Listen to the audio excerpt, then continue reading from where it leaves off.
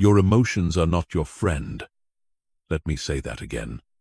Your emotions are not your friend. They are not some sacred inner voice guiding you toward truth and happiness.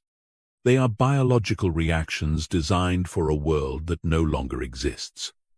A world where immediate emotional responses meant the difference between life and death. But in today's world, your emotional reactions are sabotaging your success, destroying your relationships, and keeping you trapped in cycles of regret and failure. Every single day, you make decisions based on how you feel in the moment. You get triggered by a comment and fire back with something you'll regret. You feel overwhelmed and quit on your goals. You get anxious about a presentation and avoid the opportunity that could change your career. You let anger control your words and destroy relationships that took years to build. You are being controlled by chemical reactions in your brain, and you don't even realize it. But here's what the top 1% of high achievers know that you don't. They have learned the most powerful skill in human existence, the ability to not react, the ability to feel the emotion, acknowledge it, and then choose their response based on logic, strategy, and long-term thinking, instead of the primitive impulses screaming in their heads. This is not about becoming emotionless.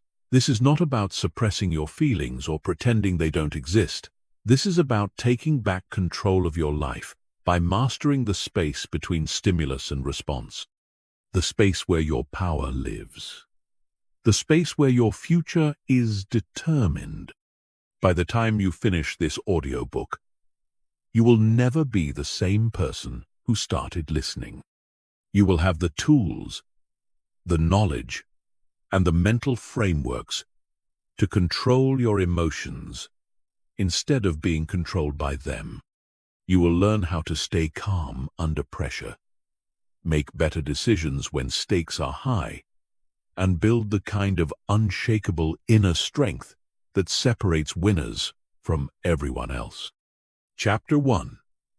The Hidden Cost of Emotional Reactivity. Most people have no idea how much their emotional reactions are costing them.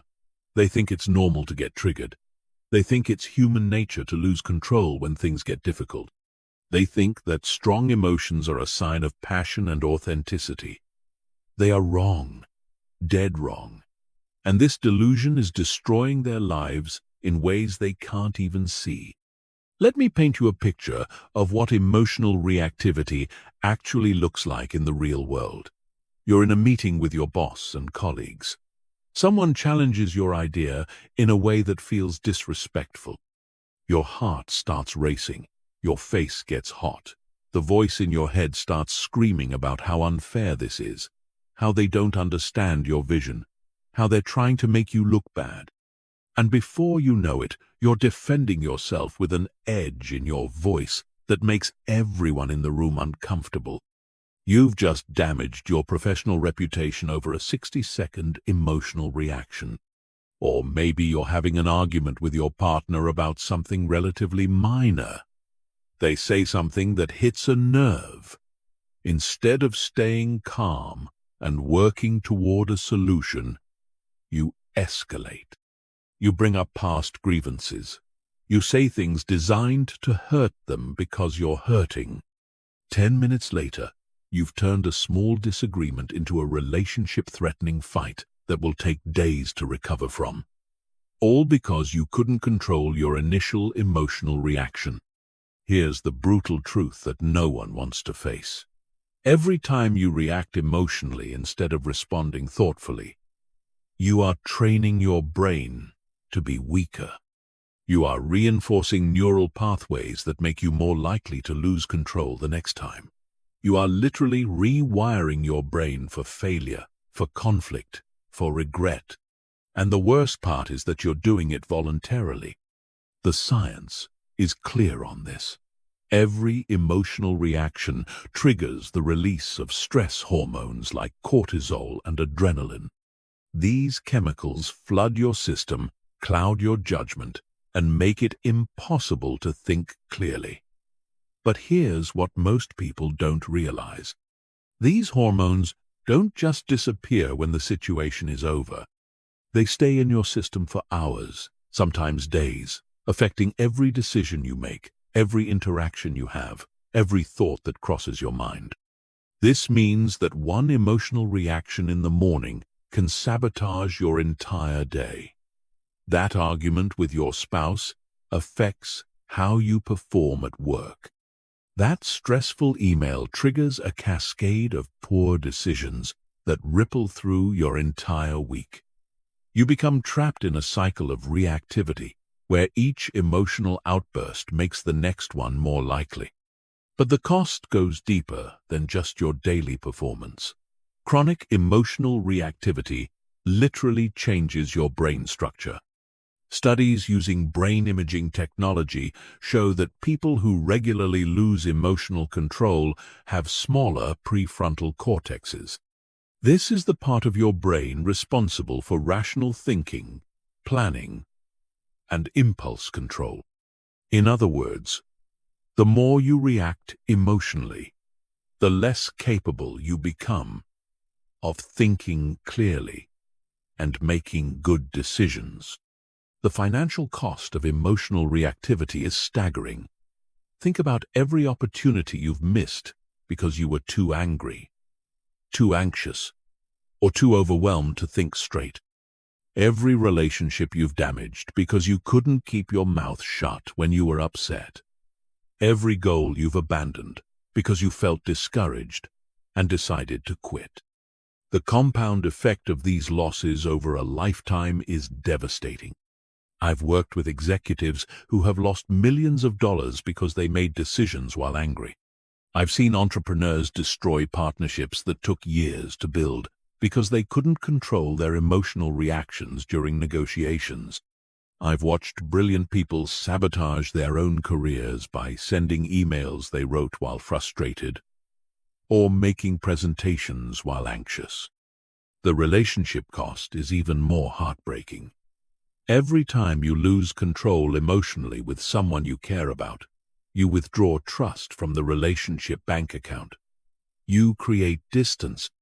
You plant seeds of resentment. Over time, these emotional reactions accumulate and destroy the very relationships that matter most to you. Your children watch how you handle emotions and learn that this is normal. Your partner starts walking on eggshells around you because they never know what might trigger you. Your colleagues begin to see you as unreliable and unstable. Your reputation becomes one of someone who can't be counted on when things get tough. But perhaps the highest cost of emotional reactivity is what it does to your relationship with yourself. Every time you lose control, you lose respect for yourself. You know that you're capable of more. You know that you could have handled the situation better, but in the moment, you felt powerless against your own emotions. This creates a cycle of self-doubt and shame that erodes your confidence from the inside out. The good news is that this is completely within your control. Emotional reactivity is not your destiny. It's not written in your DNA. It's not an unchangeable part of who you are. It's a habit. And like any habit, it can be broken and replaced with something better. The question is whether you're willing to do the work to change it. Chapter 2. Why your brain is wired to sabotage you. To understand how to control your emotions, you first need to understand why your brain seems determined to make you lose control. The truth is, your emotional responses are not random or meaningless. They are the result of millions of years of evolution, designed to keep your ancestors alive in a world full of immediate physical threats. But the world has changed dramatically, and your brain hasn't gotten the memo. Let me introduce you to the most important part of your brain that you've probably never heard of. The amygdala. This small, almond-shaped structure sits deep in your brain and serves as your personal alarm system. Its job is to scan for threats and trigger immediate responses to keep you safe. When your ancestors encountered a saber-toothed tiger, the amygdala would flood their system with adrenaline, shut down rational thinking, and prepare them for fight or flight. This response saved lives. The problem is that your amygdala can't tell the difference between a saber-toothed tiger and an angry email from your boss. It can't distinguish between a physical threat and a social threat. It treats criticism, rejection, embarrassment, and conflict as if they were life or death situations. So when your colleague questions your idea in a meeting, your amygdala sounds the alarm just as if you were being attacked by a predator. This is called an amygdala hijack, and it happens to you more often than you realize. The moment your brain perceives a threat, rational thinking goes offline. Blood flow is redirected away from your prefrontal cortex, the part of your brain responsible for logic, planning, and impulse control, and toward your limbic system, which controls emotional responses. You literally become less intelligent when you're emotionally activated. Here's what makes this even worse. Your amygdala learns from experience, but it's terrible at learning the right lessons. Every time you have an emotional reaction to something, your amygdala files that information away as evidence that the situation was actually dangerous. This means that things that triggered you once become more likely to trigger you again. Your brain is constantly expanding the list of things it considers threats.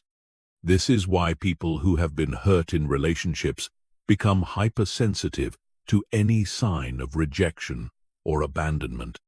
Their amygdala has learned that emotional pain is dangerous, so it starts sounding alarms at the slightest hint that it might happen again. This is why people who have been criticized at work become defensive about any feedback, even when it's constructive and well-intentioned. Your amygdala also has a negativity bias. It's much better at remembering threats than rewards, failures than successes, pain than pleasure. This made sense when survival was the primary concern, because forgetting about a threat could get you killed, while forgetting about a reward was just unfortunate.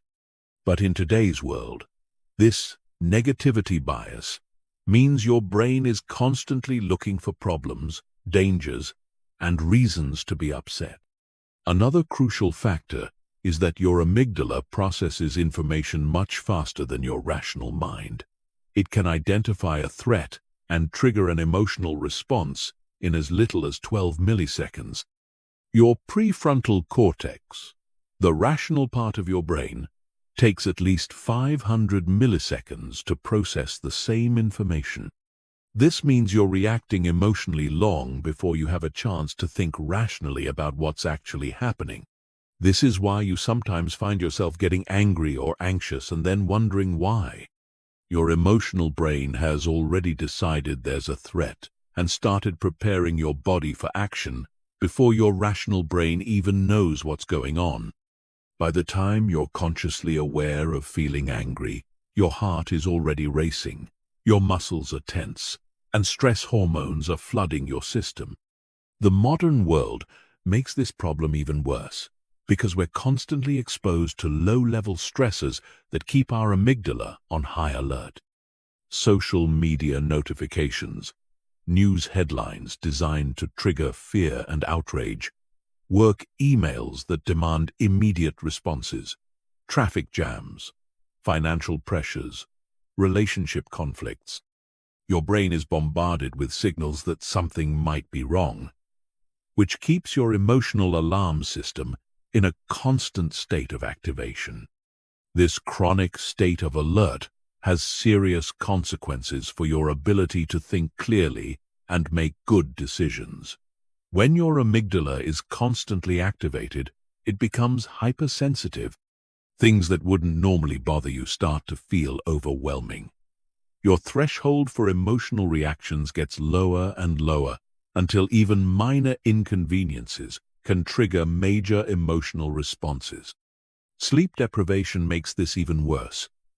When you don't get enough quality sleep, your amygdala becomes 40% more reactive to negative stimuli. This means you're literally more likely to lose emotional control when you're tired.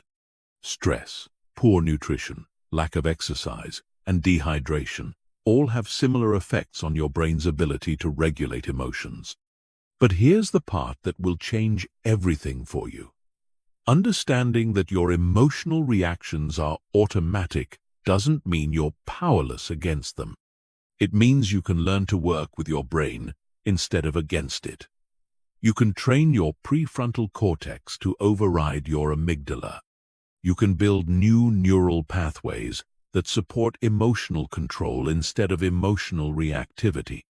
The key is recognizing that there is always a gap between the trigger and your response. It might be microseconds, but it exists. And in that gap lies your power. That's where you can choose to respond instead of react. That's where you can take back control of your life. Chapter 3. The 4 Levels of Emotional Mastery. Not all emotional control is created equal. Most people think that managing emotions is a simple on-off switch. Either you're in control or you're not. Either you're calm or you're reactive. This black and white thinking is exactly why most people never develop real emotional mastery.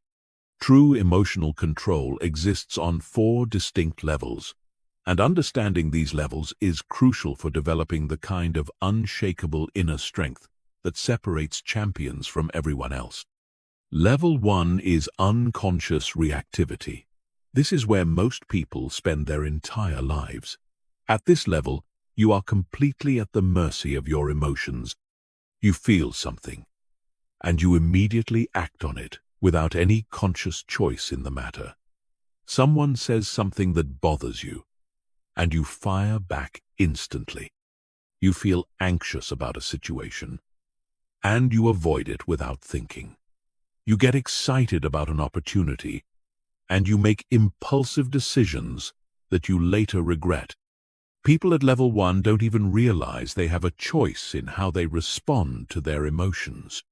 They believe that their feelings are facts, that their emotional reactions are justified, and that other people are responsible for how they feel. They say things like, "You made me angry," or "I can't help the way I feel," or "I was just being honest about my emotions." They have zero awareness of the gap between stimulus and response. The problem with level 1 is that it makes you completely unpredictable and unreliable. People never know which version of you they're going to get. You might be calm and reasonable one day and explosive the next, depending on your mood, your stress level, and what's happening in your life. This unpredictability destroys trust in relationships and makes it impossible for others to count on you when things get difficult. Level 2 is conscious reactivity. This is where you become aware that you're having an emotional reaction, but you choose to act on it anyway. You know you're angry. You know you're about to say something you'll regret, but you do it anyway because it feels justified in the moment. You recognize that you're being controlled by your emotions, but you tell yourself that this situation is different, that this time your reaction is warranted. People at level 2 often justify their emotional reactions by focusing on the behavior of others. They say things like, "Yes, I lost my temper, but did you see what they did to me?" Or, "I know I shouldn't have sent that email, but they had it coming." They have awareness but no real control. They see the gap between stimulus and response, but choose not to use it. Level 2 is actually more frustrating than level 1 because you know better, but you still can't seem to stop yourself. You become trapped in a cycle of emotional reactions, followed by guilt and regret, followed by promises to do better next time, followed by more emotional reactions. This creates a pattern of self-disappointment that erodes your confidence and self-respect over time. Level 3 is conscious response. This is where real emotional mastery begins. At this level, you feel the emotion. You recognize it for what it is, and you consciously choose how to respond based on your values and your long-term goals rather than your immediate feelings. You might feel angry, but you choose to speak calmly. You might feel anxious, but you choose to take action anyway. You might feel disappointed, but you choose to focus on solutions rather than dwelling on problems. People at level 3 understand that emotions are information, not instructions. They recognize that feeling angry doesn't mean they have to act angry. They know that feeling anxious doesn't mean they're in actual danger. They have learned to create space between what they feel and how they respond, and they use that space to make choices that align with who they want to be, rather than how they happen to feel in the moment. This level requires significant practice and self-awareness. You have to become skilled at recognizing your emotional states as they arise, understanding what triggers them, and having a repertoire of alternative responses ready to deploy. You have to train yourself to pause, breathe, and think before you act. This doesn't happen overnight, but it is absolutely achievable with consistent effort. Level 4 is emotional alchemy.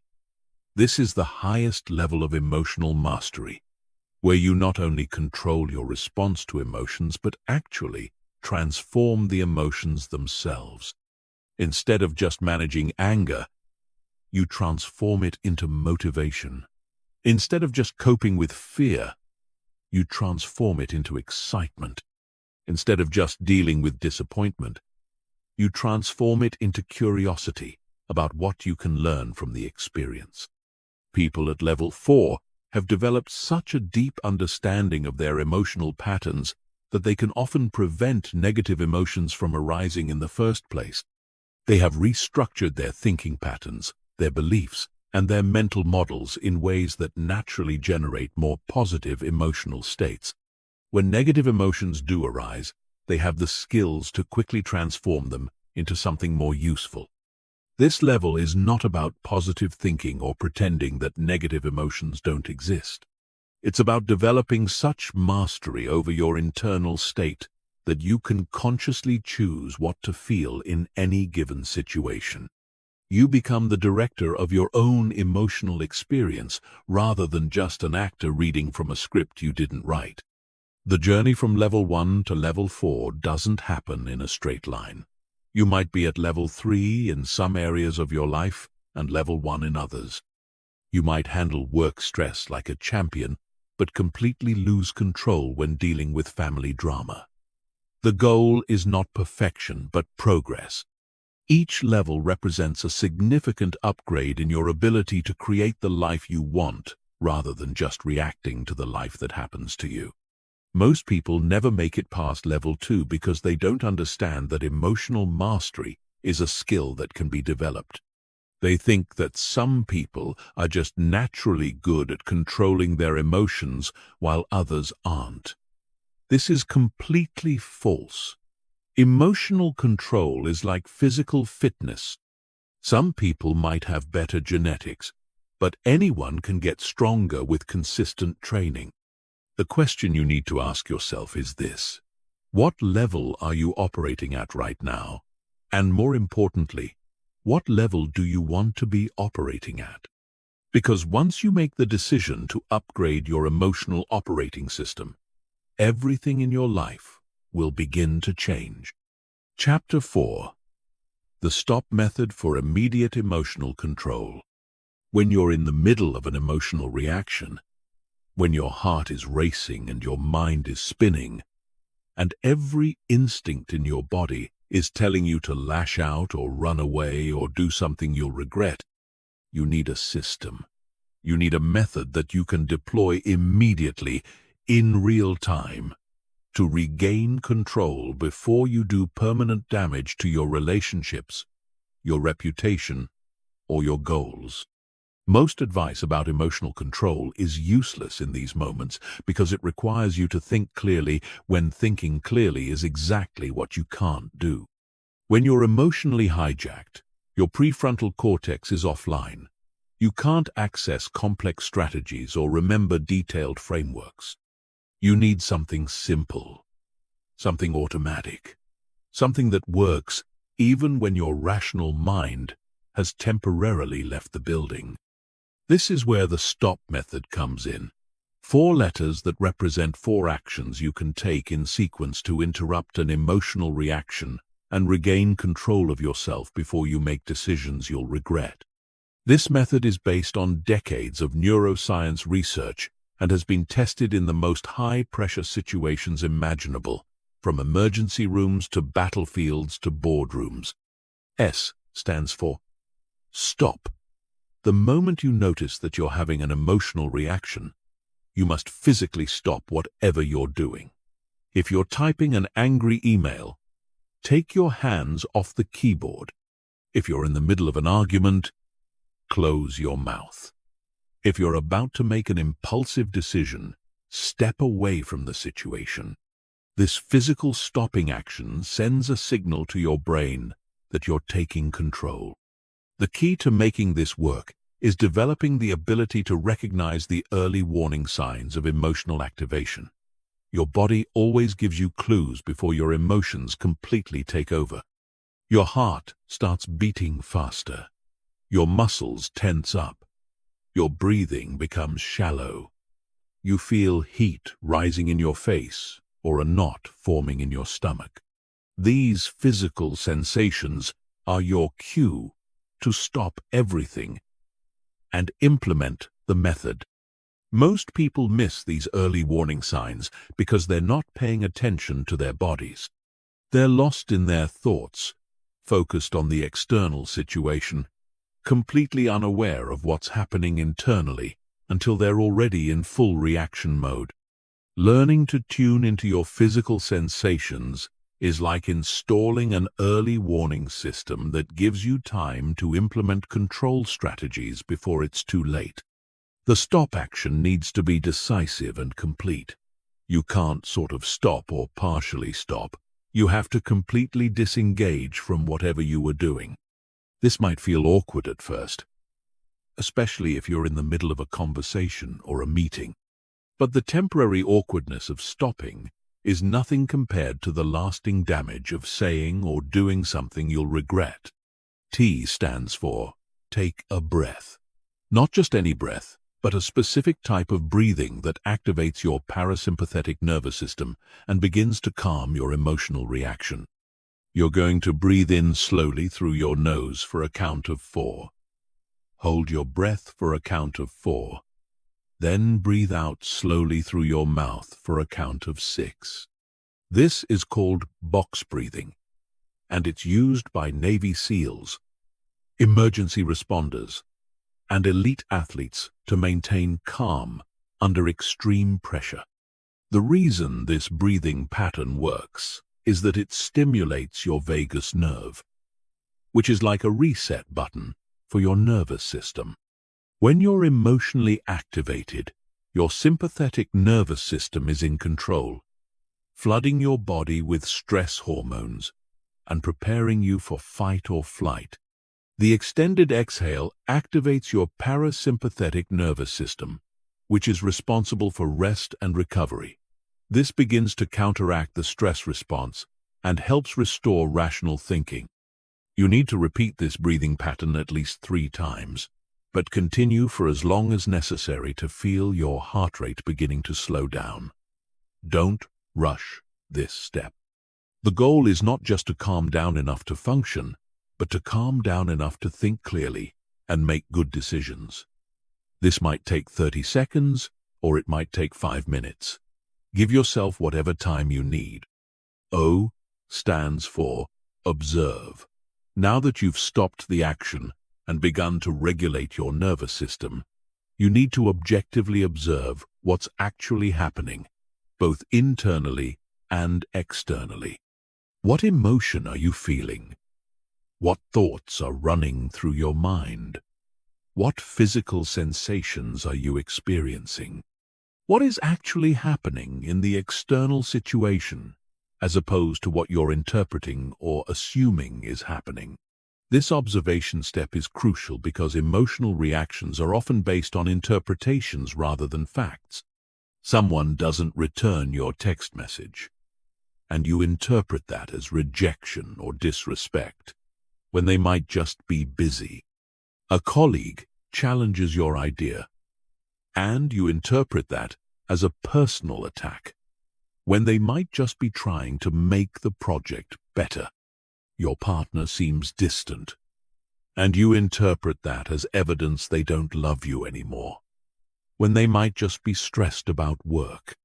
During the observe step, you want to separate facts from interpretations. What did the person actually say or do? What evidence do you have for the story you're telling yourself about their motivations or intentions? What other explanations might exist for their behavior? This process of objective observation helps you see the situation more clearly and often reveals that your emotional reaction was based on assumptions rather than reality. You also want to observe your own internal state with curiosity rather than judgment. Don't beat yourself up for having an emotional reaction. Don't tell yourself you shouldn't feel the way you feel. Just notice what's happening with the same objective interest you might have in watching a nature documentary. This emotional is arising. This thought pattern is active. This physical sensation is present. Information, not evaluation. P stands for proceed. Now that you've stopped the reactive behavior, regulated your nervous system, and objectively observed the situation, you can proceed with a conscious response rather than an unconscious reaction. But this doesn't mean jumping right back into action. The proceed step involves making a conscious choice about how you want to respond based on your values, your goals, and your long-term interests, rather than your immediate emotional impulses. Ask yourself what response would be most aligned with the person you want to be and the outcome you want to create. If your goal is to maintain a good relationship with this person, what response would serve that goal? If your goal is to solve a problem, what response would be most effective? If your goal is to maintain your reputation and integrity, what response would support that goal? Sometimes the best choice in the proceed step is to not respond at all, at least not immediately. You might decide that you need more information before you can respond effectively. You might realize that you're still too emotionally activated to respond in a way that aligns with your values. You might determine that the situation doesn't actually require a response from you at all. Other times, the proceed step might involve having a conversation, but approaching it differently than you would have if you had reacted immediately. Instead of defending yourself, you might ask questions to better understand the other person's perspective. Instead of making accusations, you might express how you interpreted their words or actions and ask for clarification. The stop method becomes more powerful the more you practice it. At first, you might only remember to use it after you've already reacted emotionally. That's normal and still valuable because it helps you develop awareness of your patterns. Gradually, you'll start to catch yourself earlier in the process, maybe after you've started to react but before you've done serious damage. Eventually, you'll be able to implement the method as soon as you notice the early warning signs of emotional activation. The goal is not to never have emotional reactions. The goal is to never let those reactions control your behavior in ways that work against your best interests. The stop method gives you the tools to create space between stimulus and response. And in that space lies your power to create the life you want rather than just reacting to the life that happens to you. Chapter 5. Advanced Techniques for Emotional Regulation. Once you've mastered the stop method and can reliably catch yourself before emotional reactions spiral out of control, You're ready for the advanced techniques that separate true masters of emotional regulation from people who just have basic impulse control. These techniques go beyond damage control and move into the realm of emotional optimization, where you don't just manage your emotions but actually use them as tools for peak performance and enhanced decision-making. The first advanced technique is cognitive reframing. This is the ability to consciously change how you interpret a situation in order to change your emotional response to it. Most people think their emotions are caused by external events, but the truth is that emotions are caused by your interpretation of events. Change your interpretation, and you change your emotional experience. Let me give you a concrete example. Imagine you're giving a presentation, and you notice that several people in the audience are looking at their phones. Your initial interpretation might be that they're bored, that your presentation is terrible, that you're failing. This interpretation triggers feelings of anxiety, embarrassment, and self-doubt. But what if you reframed the situation? What if you interpreted their phone usage as evidence that they're so engaged with your ideas that they're taking notes or looking up related information? Suddenly, the same external situation triggers completely different emotions. The key to effective cognitive reframing is developing multiple plausible interpretations for any given situation. When something happens that triggers a negative emotional response, force yourself to come up with at least 3 alternative explanations for what's happening. One interpretation that's more positive than your initial reaction, one that's more negative, and one that's completely neutral. This exercise isn't about lying to yourself or engaging in positive thinking. It's about recognizing that your initial interpretation of events is often not the only possible interpretation, and it's usually not the most accurate one. Your brain has a tendency to jump to conclusions based on incomplete information, past experiences, and cognitive biases. Reframing forces you to consider other possibilities and choose the interpretation that's most useful for your goals and well-being.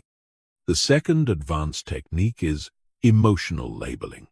This involves becoming extremely precise about identifying and naming your emotional states. Most people have a very limited emotional vocabulary. They know they feel good or bad, happy or sad, but they can't distinguish between frustration and disappointment, between anxiety and excitement, between anger and hurt.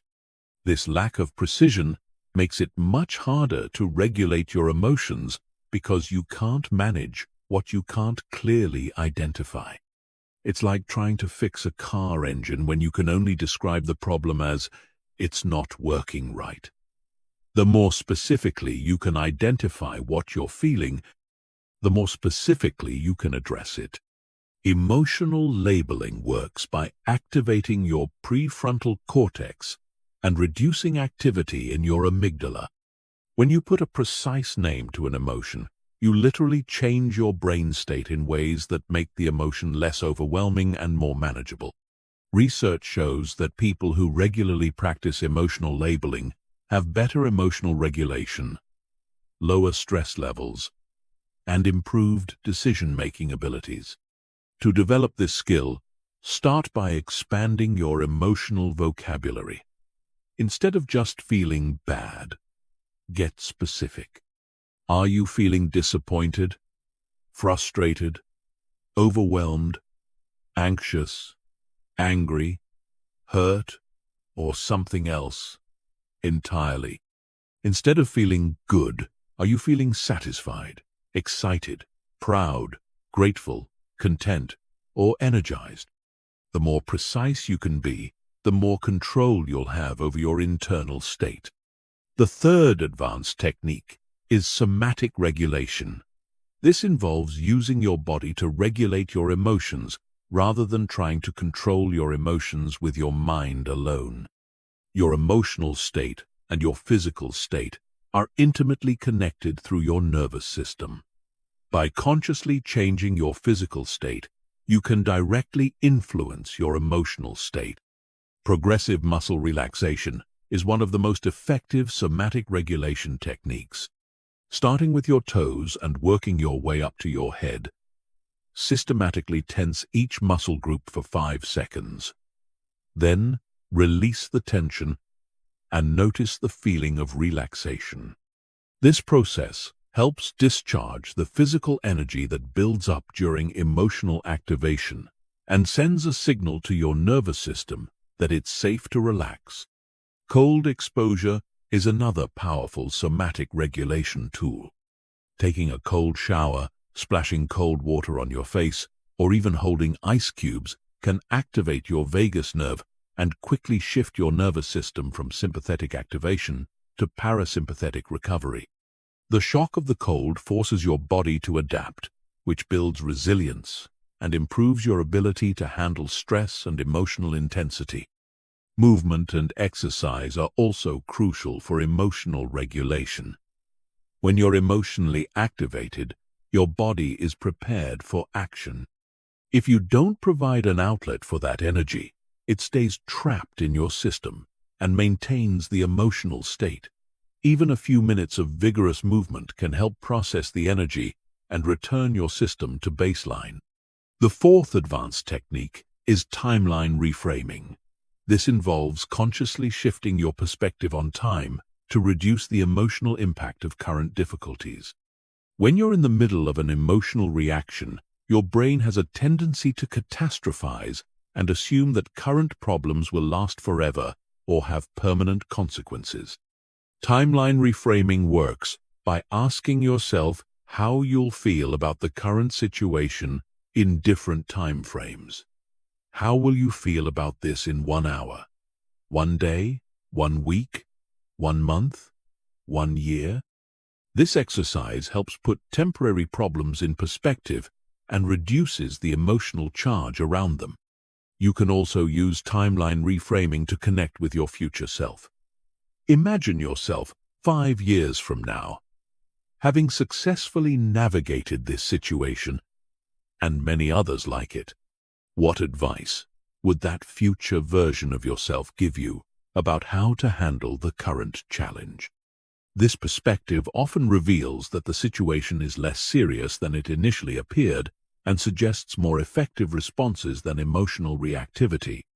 The fifth advanced technique is energy management. This recognizes that your capacity for emotional regulation is not unlimited. You have a finite amount of mental energy each day, and emotional regulation requires a significant portion of that energy. If you're constantly having to regulate intense emotions, you'll eventually experience decision fatigue and lose the ability to maintain control. Energy management involves being strategic about when and where you expend your emotional regulation resources. This might mean avoiding certain people or situations when you're already stressed or tired.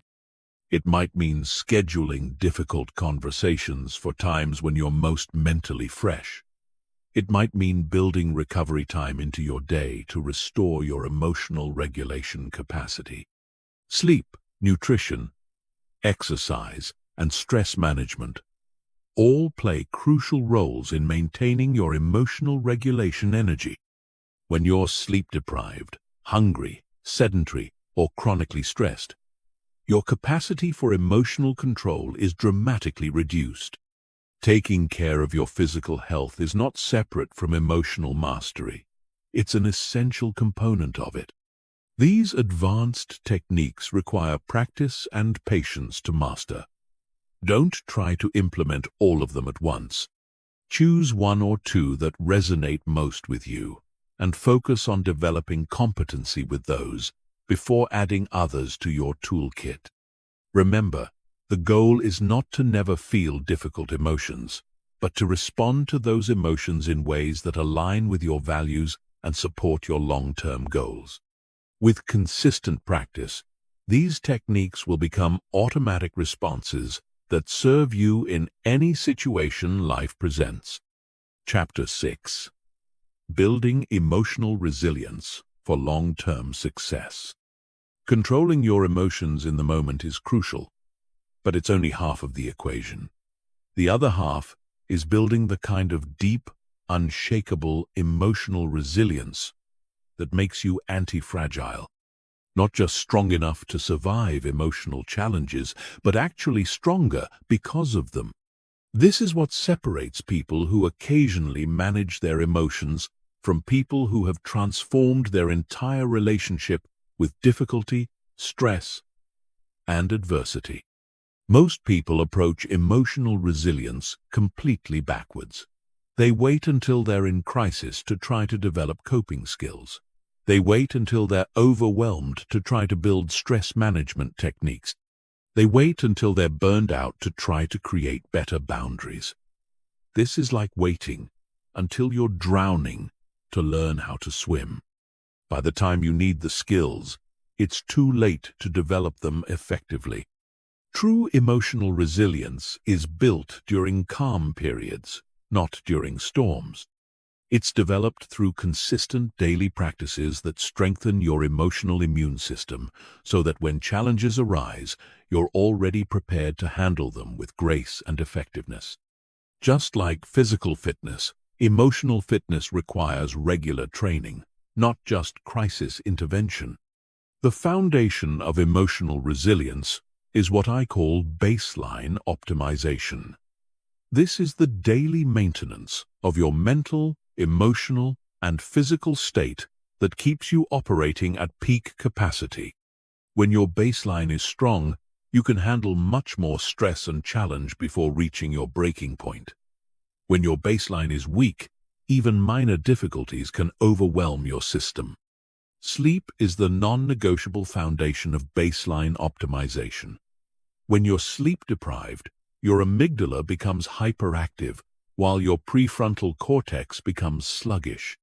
This means you're more likely to have emotional reactions and less able to control them. The research is absolutely clear on this.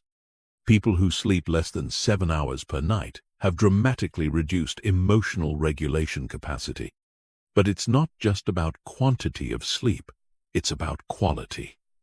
Your bedroom needs to be completely dark, cool, and quiet.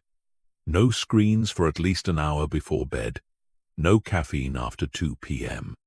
A consistent sleep schedule that doesn't vary by more than 30 minutes, even on weekends. These aren't suggestions, they're requirements if you want to maintain emotional control under pressure.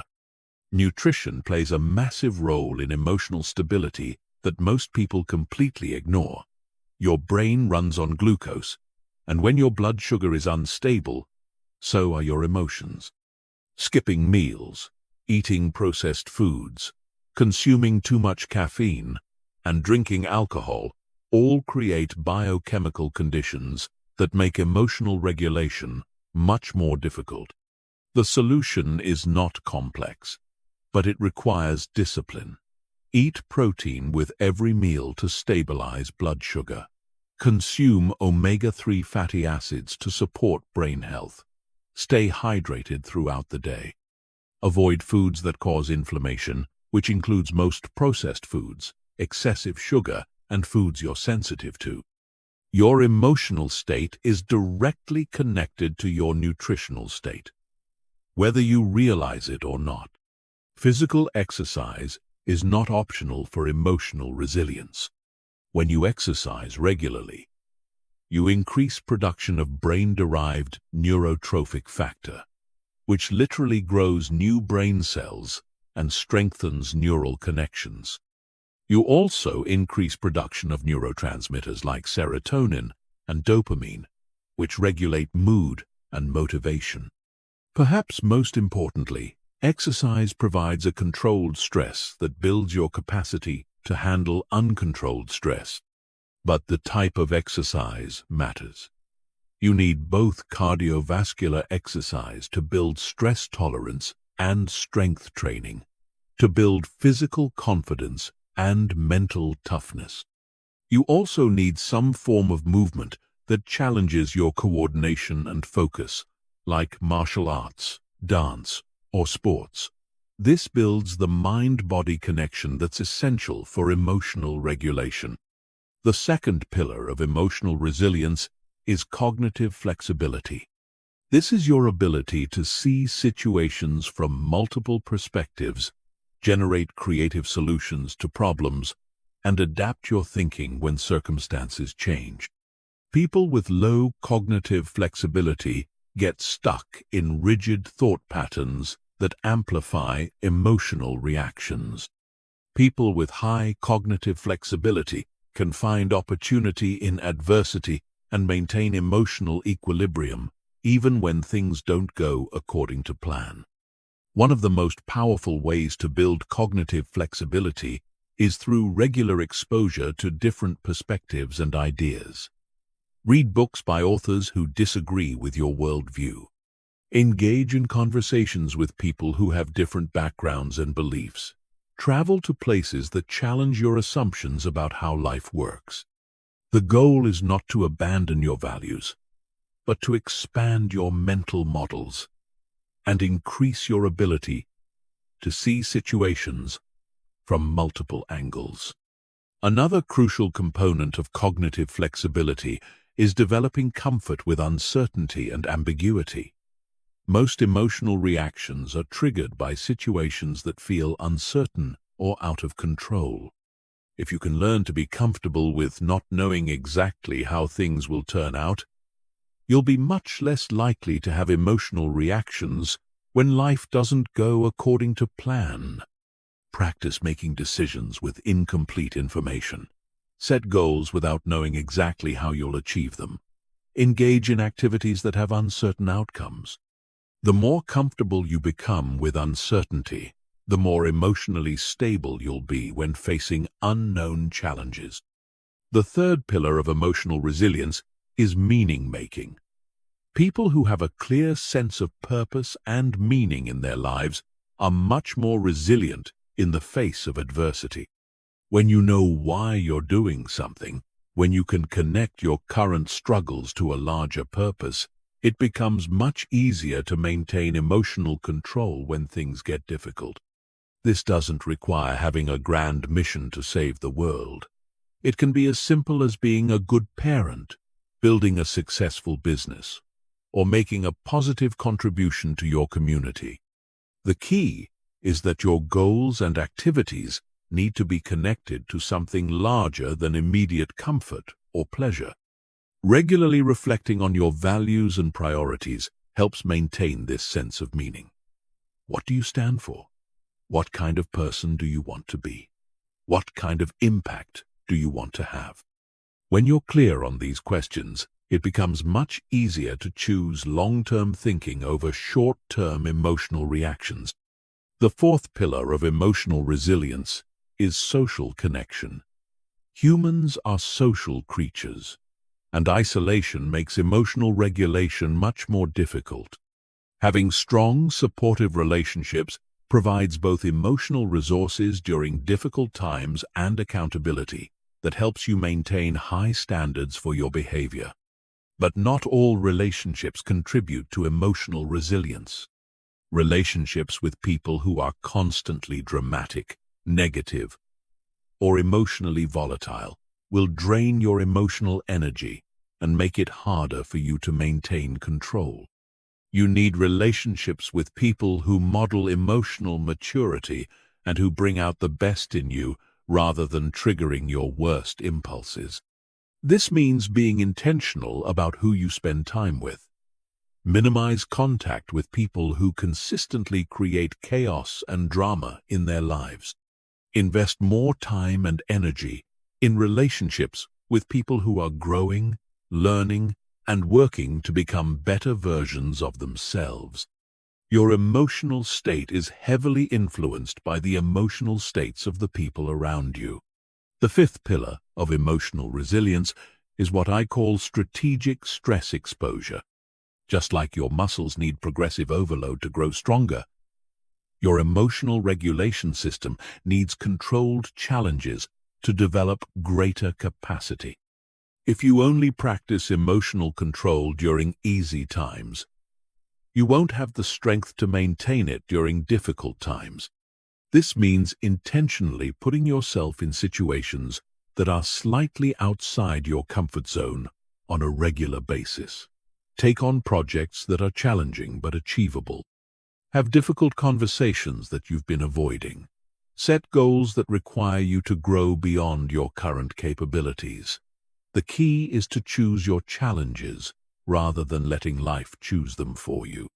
Cold exposure, public speaking, martial arts training, endurance sports, and meditation retreats are all excellent forms of strategic stress exposure.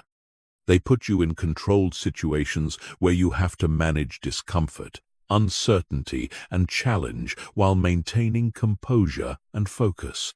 The final pillar of emotional resilience is recovery and restoration. Your emotional regulation system, like any high-performance system, needs regular maintenance and recovery.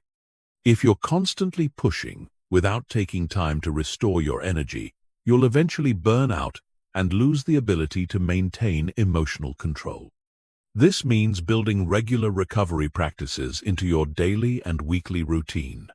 Daily meditation or mindfulness practice. Weekly time in nature without technology. Monthly periods of complete disconnection from work and social media. Annual retreats or vacations that allow for deep rest and reflection. Recovery is not a luxury or a reward for hard work. It's a requirement for sustained high performance. Without adequate recovery, your emotional regulation capacity will gradually decline, and you'll find yourself becoming more reactive, more irritable, and less able to handle the normal challenges of life. Building emotional resilience is a long-term project that requires patience and consistency. You can't develop it overnight, but you also can't afford to wait until you need it to start building it. The time to strengthen your emotional foundation is now, while you're relatively calm and stable. Because when the storms of life hit, and they will hit, you want to be the person who remains unshakable while others are falling apart around you. Chapter 7. The Neuroscience of Emotional Transformation. Everything I've taught you so far becomes infinitely more powerful when you understand what's actually happening in your brain when you practice emotional control. This isn't just feel-good psychology or ancient wisdom, though both have their place. This is hard science. Measurable, repeatable, documented changes in brain structure and function that occur when you consistently practice the techniques of emotional mastery. Understanding the neuroscience behind emotional transformation serves two crucial purposes. First, it gives you confidence that the work you're doing is actually creating real, lasting change, not just temporary improvements. Second, it helps you optimize your practice by understanding which specific actions create the most significant neurological changes. Let's start with neuroplasticity, which is your brain's ability to reorganize itself by forming new neural connections throughout your life. For most of human history, scientists believed that adult brains were fixed and unchangeable. If you had certain emotional patterns or tendencies, you were stuck with them for life. We now know this is completely false. Your brain is constantly rewiring itself based on your thoughts, emotions, and behaviors. Every time you choose a thoughtful response over an emotional reaction, you strengthen the neural pathways associated with self-control and weaken the pathways associated with reactivity.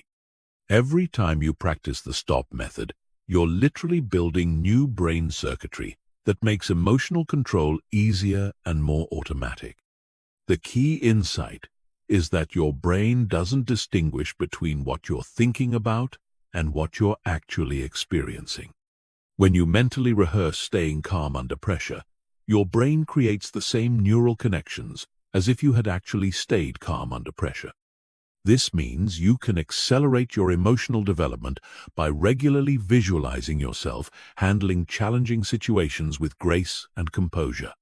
The most dramatic neuroplastic changes occur in the prefrontal cortex. which is your brain's executive center. This region is responsible for planning, decision-making, impulse control, and emotional regulation. People who regularly practice emotional control techniques show increased gray matter density in this area, meaning they literally have more brain tissue dedicated to rational thinking and self-control. Meanwhile, the amygdala, your brain's alarm system, actually shrinks in people who practice emotional regulation. This doesn't mean you become emotionless. It means your threat detection system becomes more accurate and less likely to trigger false alarms. You develop the ability to distinguish between real threats that require immediate action and perceived threats that can be handled through thoughtful response.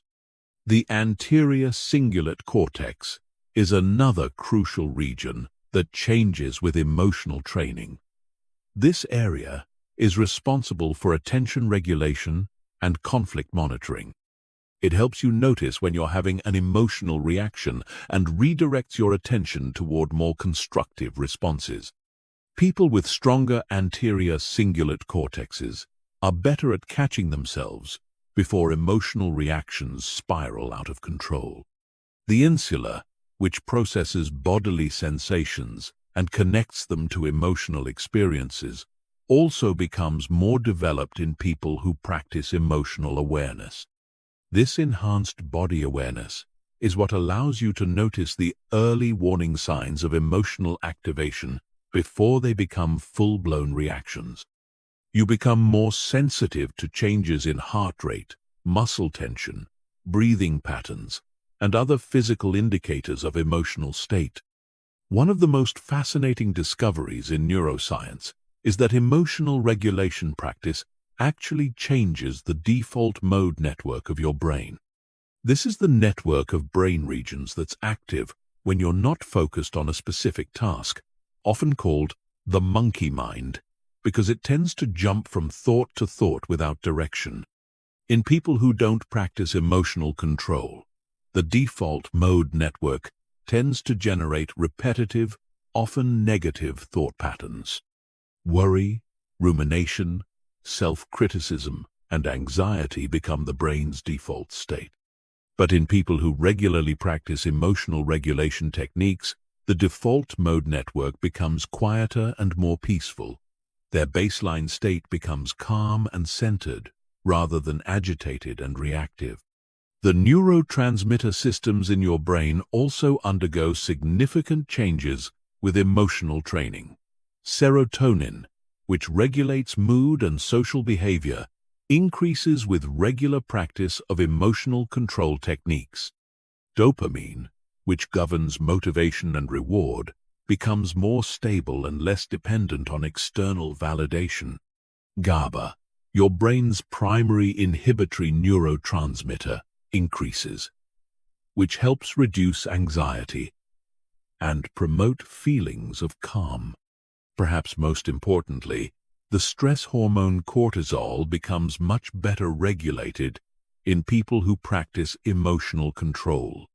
Chronic elevated cortisol destroys brain cells, impairs memory, weakens the immune system, and creates a cascade of health problems. People who master their emotional responses show lower baseline cortisol levels and faster cortisol recovery after stressful events. Mirror neurons add another fascinating dimension to emotional neuroscience. These are brain cells that fire both when you perform an action and when you observe someone else performing the same action. This means that spending time with people who have good emotional control literally trains your brain to have better emotional control. Conversely, spending time with emotionally reactive people trains your brain to be more reactive. This is why the social environment you choose has such a profound impact on your emotional development. You're not just influenced by other people's behavior. Your brain is actually mimicking their neural patterns through mirror neuron activity. Choose your social environment carefully because it's shaping your brain whether you realize it or not. The research on meditation and mindfulness provides some of the clearest evidence of how emotional practices change brain structure. Studies using brain imaging technology show that just 8 weeks of regular meditation practice creates measurable changes in brain structure. The hippocampus, associated with learning and memory, increases in size. The amygdala decreases in reactivity. The prefrontal cortex becomes more active and better connected to other brain regions. But you don't need to become a meditation master to benefit from these neuroplastic changes. Any consistent practice that involves observing your thoughts and emotions without immediately reacting to them will create similar brain changes. The key factors are consistency, attention, and non-reactive awareness. Breathing exercises create particularly rapid neurological changes because the vagus nerve, which connects your brain to your body's relaxation response, can be directly influenced through conscious breathing patterns. The box breathing technique I taught you earlier literally activates your parasympathetic nervous system within seconds, creating immediate neurological changes that promote calm and clear thinking. Progressive muscle relaxation works by strengthening the connection between your prefrontal cortex and your motor cortex. When you consciously tense and release muscle groups, you're practicing voluntary control over your body's stress response system. This builds neural pathways that make it easier to consciously relax when you're emotionally activated. The cognitive reframing techniques I discussed earlier work by strengthening connections between your prefrontal cortex and your limbic system. Every time you consciously choose a different interpretation of events, you're building neural highways that make optimistic, solution-focused thinking more automatic and pessimistic, problem-focused thinking less automatic. Understanding these neurological mechanisms can help you stay motivated during difficult periods of your emotional development. When you're struggling to control your reactions, when old patterns seem to be reasserting themselves, when progress feels slow or non-existent, remember that your brain is literally rewiring itself at the cellular level. Changes that feel invisible from the inside are creating measurable transformations in your neural architecture. The timeline for neuroplastic changes varies depending on the specific technique and the consistency of practice, but most people begin to notice differences in their emotional reactivity within 2 to 4 weeks of regular practice. Significant structural changes in brain gray matter typically occur within 8 to 12 weeks. Complete transformation of emotional patterns usually takes 6 months to 2 years of consistent practice. This is both encouraging and sobering. Encouraging because it means that lasting change is absolutely possible and backed by hard science. Sobering because it means there are no shortcuts or quick fixes. Emotional mastery requires the same kind of patient, consistent training as physical fitness or musical skill. But here's what makes it all worthwhile.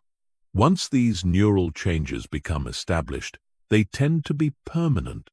Unlike temporary behavior modifications that require constant effort to maintain, neuroplastic changes create new baseline patterns that become your brain's default mode of operation. The person who struggles to control their emotions becomes the person who naturally responds with wisdom and composure. The neuroscience of emotional transformation proves that you are not stuck with the emotional patterns you developed in childhood or the reactive tendencies that have characterized your adult life. Your brain is plastic, adaptable, and constantly changing based on how you use it. Every moment of emotional control practice is an investment in the literal rewiring of your neural circuitry for greater peace, effectiveness, and life satisfaction. Chapter 8. Mastering Emotional Control in High-Pressure Situations. Everything you've learned so far gets tested when the stakes are high and the pressure is intense. It's one thing to practice emotional control during your morning meditation or when you're having a minor disagreement with a coworker. It's entirely different when you're facing a crisis that could destroy your career, end your relationship, or threaten everything you've worked to build. High-pressure situations reveal who you really are beneath the surface, politeness and social conditioning. They strip away pretense and expose your true level of emotional mastery. Most people perform worse under pressure because they let the intensity of the situation overwhelm their rational thinking. But elite performers actually get better under pressure because they've trained specifically for these moments. The difference between people who crack under pressure and people who thrive under pressure is not talent, intelligence, or luck. It's preparation. Specifically, it's emotional preparation. When you've trained your nervous system to remain calm and your mind to think clearly during intense situations, pressure becomes an advantage rather than a liability. The first key to pressure performance is understanding that pressure is not external, it's internal. The situation itself is neutral. It only becomes pressurized when your mind interprets it as threatening or overwhelming. Two people can face identical circumstances and have completely different stress responses based on how they frame the situation in their minds. This means that controlling pressure starts with controlling your narrative about the situation. Instead of telling yourself, "This is terrible, everything is falling apart, I can't handle this," you need to reframe the situation in terms that support peak performance. "This is challenging, but I have the skills to handle it. This is an opportunity to prove what I'm capable of. This is exactly the kind of situation I've been training for." Elite athletes, emergency responders, and special forces operators all use this kind of reframing to maintain peak performance under extreme pressure. They don't pretend that dangerous or difficult situations aren't actually dangerous or difficult. They acknowledge the reality of the situation while choosing interpretations that enhance rather than diminish their performance. The second key to pressure performance is physiological preparation. Your body's stress response system needs to be trained to handle intense activation without becoming overwhelmed. This is where the concept of stress inoculation becomes crucial. Just like vaccines expose your immune system to small amounts of a pathogen to build resistance, stress inoculation exposes your nervous system to controlled amounts of stress to build resilience. Cold exposure is one of the most effective forms of stress inoculation. When you deliberately expose yourself to cold water or cold air, you activate the same stress response systems that are triggered during high-pressure situations.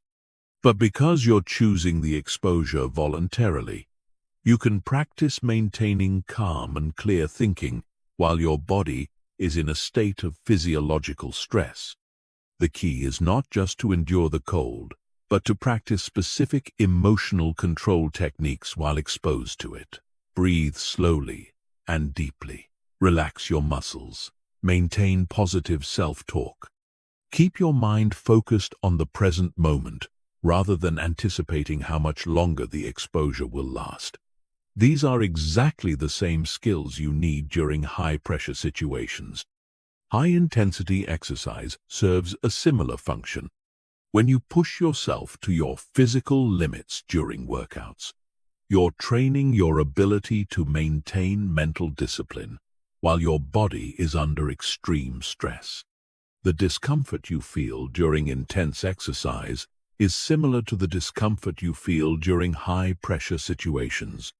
Learning to stay mentally tough during physical challenges translates directly to staying mentally tough during emotional challenges. The third key to pressure performance is attention management. Under pressure, your mind tends to scatter in multiple directions simultaneously. You start thinking about all the things that could go wrong, all the people who are watching, all the consequences of failure. This divided attention makes it impossible to perform at your best, because peak performance requires complete focus on the task at hand. The solution is to develop what I call laser focus. This is the ability to concentrate all of your mental energy on the specific actions you need to take right now, in this moment, to handle the situation effectively. Everything else becomes irrelevant background noise that you acknowledge but don't engage with. Developing laser focus requires practice during low-pressure situations. Set a timer for 10 minutes and choose a single task to focus on completely. Every time your mind wanders to something else, gently bring your attention back to the task. Start with simple tasks like reading a book or doing basic math problems. Then gradually increase the complexity and add distractions. During high-pressure situations, use the same technique. Identify the most important action you need to take right now and focus completely on that action. Don't think about the next 10 steps, just focus on the immediate next step. Don't think about all the people who are depending on you. Just focus on the specific task in front of you. The fourth key to pressure performance is emotional granularity. Most people experience pressure as a generic feeling of stress or anxiety. But stress and anxiety are umbrella terms that cover many different specific emotions. The more precisely you can identify what you're actually feeling, the more effectively you can address it. Are you feeling anxious about the outcome? Or are you feeling excited about the challenge?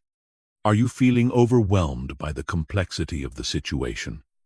Or are you feeling focused by the clarity of what needs to be done? Are you feeling afraid of failure? Or are you feeling motivated to succeed? The physiological sensations might be similar, but the meanings and the appropriate responses are very different. Practice emotional labeling during calm periods so that you can access this skill during intense periods. Keep an emotion journal where you identify specific emotions you experience throughout the day. Learn the difference between frustration and disappointment, between anxiety and excitement, between anger and hurt. The more nuanced your emotional vocabulary becomes, the more precisely you can regulate your emotional state. The fifth key to pressure performance is process focus versus outcome focus. Under pressure, most people become obsessed with results. They think constantly about whether they're going to succeed or fail, what other people will think, what the consequences will be. This outcome focus creates additional pressure and divides attention away from the actions that actually determine the outcome. Elite performers focus on process rather than outcomes. They concentrate on executing the specific skills and strategies they've trained, trusting that good processes will lead to good outcomes. A surgeon focuses on making precise incisions, not on whether the patient will survive. A pilot focuses on following proper procedures, not on whether the plane will crash. A negotiator focuses on asking good questions and listening carefully, not on whether they'll get the deal. This process focus is liberating because it puts you in control of what you can actually control. You can't directly control outcomes, which always depend partly on factors outside your influence. But you can control your effort, your attention, your technique, and your attitude. When you focus on these controllable factors, pressure decreases and performance improves. The sixth key to pressure performance is contingency planning.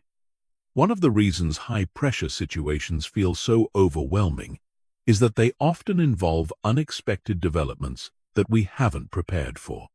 When you don't know how you'll respond if things go wrong, the uncertainty itself becomes a source of additional pressure. Elite performers reduce this uncertainty by thinking through multiple scenarios in advance and developing specific plans for each possibility. They ask themselves, what will I do if this happens? What about if that happens? How will I respond if everything goes wrong? This mental rehearsal builds confidence and reduces the cognitive load during actual high-pressure situations. But contingency planning has to be balanced with present-moment focus. You want to have plans ready for different scenarios, but once you're in the situation, you need to focus on executing your current plan rather than constantly second-guessing and revising. The time for planning is before the pressure situation, not during it. The final key to pressure performance is recovery and reflection. High-pressure situations take a significant toll on your mental and emotional resources, even when you handle them well. If you don't deliberately recover and process the experience, you'll gradually become more vulnerable to pressure rather than more resilient. After any high-pressure situation, take time to deliberately decompress. Use breathing exercises, physical movement, or relaxation techniques to help your nervous system return to baseline. Avoid making major decisions or engaging in additional stressful activities until you've had time to recover. Then, once you've recovered, reflect on the experience with curiosity rather than judgment. What worked well? What could you improve? What did you learn about yourself and your capabilities? How can you apply these lessons to future high-pressure situations? This reflection process helps consolidate the learning and builds confidence for handling similar situations in the future. Remember, pressure is a privilege. It means you're in situations that matter, facing challenges that are worthy of your best effort. Most people spend their lives avoiding pressure and therefore never discover what they're truly capable of. When you learn to thrive under pressure, you gain access to opportunities and achievements that are impossible for people who crumble when the stakes are high. Chapter 9. Transforming negative emotions into fuel for success. Most people treat negative emotions like toxic waste that needs to be disposed of as quickly as possible. They try to suppress anger, avoid sadness, eliminate fear, and escape frustration. This approach is not only ineffective, it's counterproductive. Negative emotions contain enormous amounts of energy and information that, when properly harnessed, can become rocket fuel for achieving your most ambitious goals. The problem is not that you experience negative emotions. The problem is that you don't know how to transform them into something useful. You let them drain your energy instead of directing that energy toward productive action. You let them cloud your judgment instead of using them to clarify your priorities. You let them paralyze you instead of using them to motivate breakthrough performance. Every negative emotion you experience is your psyche's way of communicating important information about your situation, your values, and your goals. Anger tells you that something important to you is being threatened or violated. Fear tells you that you're facing uncertainty or potential loss. Sadness tells you that you've lost something valuable or meaningful. Frustration tells you that you're being blocked from something you want. Instead of trying to make these emotions go away, you need to learn how to decode their messages and channel their energy in productive directions. This is the difference between emotional suppression, which weakens you, and emotional alchemy, which strengthens you. Let's start with anger, which is perhaps the most misunderstood and mismanaged emotion. Most people either explode with anger, destroying relationships and creating regret, or they suppress anger, letting it build up until it explodes anyway, or turns into resentment and bitterness. Both approaches waste the enormous energy that anger contains. Anger is your psyche's emergency response to perceived injustice or threat.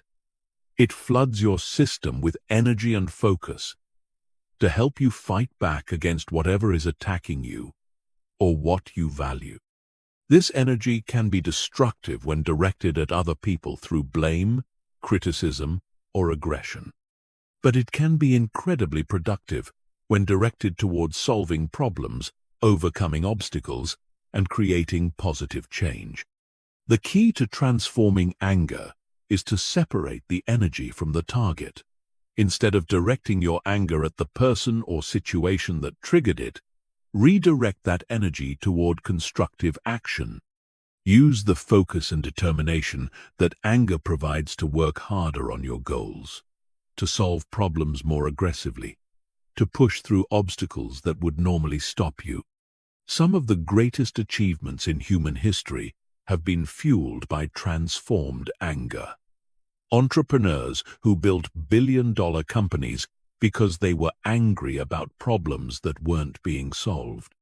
Athletes who dominated their sports because they were angry about being underestimated. Activists who changed the world because they were angry about injustice. The emotion that destroys most people became the driving force for extraordinary success. Fear is another emotion that most people handle completely wrong. They try to eliminate fear, or they let fear paralyze them into inaction. But fear contains crucial information about what matters most to you. You only feel afraid about losing things that are valuable to you, or failing at things that are important to you. Fear is your internal guidance system pointing you toward what you need to protect or pursue. The goal is not to eliminate fear, but to dance with it. Acknowledge the fear, extract the information it's providing, then take action despite the fear. This is what courage actually is. Not the absence of fear, but intelligent action in the presence of fear. Every time you act courageously, you build confidence and reduce the grip that fear has on your life. Fear also serves as an excellent filtering mechanism for opportunities and goals. If something doesn't scare you at least a little bit, it's probably not challenging enough to be worth pursuing. The goals that frighten you are usually the ones with the highest potential for growth and achievement. Instead of avoiding these goals, let your fear guide you toward them. Sadness and disappointment are emotions that most people try to avoid at all costs, but they contain some of the most valuable information your psyche can provide. Sadness tells you what you truly value by showing you what hurts to lose. Disappointment tells you what you genuinely want by showing you what hurts not to achieve. Most people experience sadness and disappointment as pure loss, but they're actually clarifying experiences. They help you distinguish between what you think you want and what you actually want, between what others expect you to value and what you authentically value. This clarity is invaluable for making better decisions about how to invest your time, energy, and resources. Sadness also creates empathy and connection with others who have experienced similar losses. Many of the most meaningful relationships and the most impactful contributions are born from shared experiences of sadness and recovery. Instead of viewing sadness as weakness, recognize it as a sign of your capacity to love deeply and care authentically. Frustration is perhaps the most commonly experienced negative emotion in modern life, and it's also the most commonly wasted. Frustration arises when there's a gap between where you are and where you want to be, between what's happening and what you want to happen. Most people let frustration drain their energy through complaining, blaming, or giving up. But frustration is actually a signal that you care deeply about improvement and progress. The energy of frustration can be transformed into determination and persistence. Instead of being frustrated by obstacles, become fascinated by them. Instead of being frustrated by setbacks, become more committed to finding solutions. Instead of being frustrated by other people's limitations, Become more focused on developing your own capabilities. Frustration is also an excellent diagnostic tool for identifying areas where you need to develop new skills or strategies. If you keep getting frustrated by the same types of situations, it's usually because you're trying to solve new problems with old approaches. The frustration is telling you that it's time to upgrade your capabilities. Anxiety and worry are forward-looking emotions that most people experience as pure torture. But anxiety contains important planning information about potential challenges you need to prepare for. Instead of trying to eliminate anxiety, use it as a strategic planning tool. What specifically are you worried about? What would you need to do to address those concerns? How can you prepare for the challenges you're anticipating? The key is to transform vague anxiety into specific action plans. Most anxiety is caused by unclear threats and uncertain timelines. When you force yourself to get specific about what you're worried about and what you can do about it, anxiety often transforms into useful preparation. Worry becomes productive when it leads to preparation and counterproductive when it leads to rumination. The difference is action. Productive worry asks, "What can I do to prepare for this potential problem?" Counterproductive worry asks, "What if this terrible thing happens?" Over and over, without generating any useful responses. Guilt and shame are perhaps the most painful emotions to experience, but they also contain some of the most important information about your values and integrity. Guilt tells you when your actions don't align with your values. Shame tells you when your behavior doesn't align with your identity. Both emotions are painful precisely because they indicate misalignment between who you are and who you want to be. Instead of trying to escape guilt and shame, use them as course correction signals. What do these emotions tell you about what you value? What changes do you need to make to better align your actions with your values? How can you use this information to become more consistent with your highest self? The key to transforming any negative emotion is to approach it with curiosity rather than resistance. Instead of asking, "How can I make this feeling go away?" ask, "What is this feeling trying to tell me? How can I use this energy productively? What action can I take that honors the message while moving me toward my goals?" This transformation requires practice and patience. Your habitual response to negative emotions has been reinforced over many years, and it won't change overnight. But every time you choose to transform, rather than suppress or indulge a negative emotion, you build the neural pathways that make this process more automatic. The goal is not to become someone who never experiences negative emotions. The goal is to become someone who can quickly and effectively transform those emotions into fuel for positive action. When you master this skill, you'll discover that setbacks become setups, obstacles become opportunities, and the very experiences that break most people become the experiences that make you stronger. Chapter 10. Building Unshakable Confidence Through Emotional Mastery.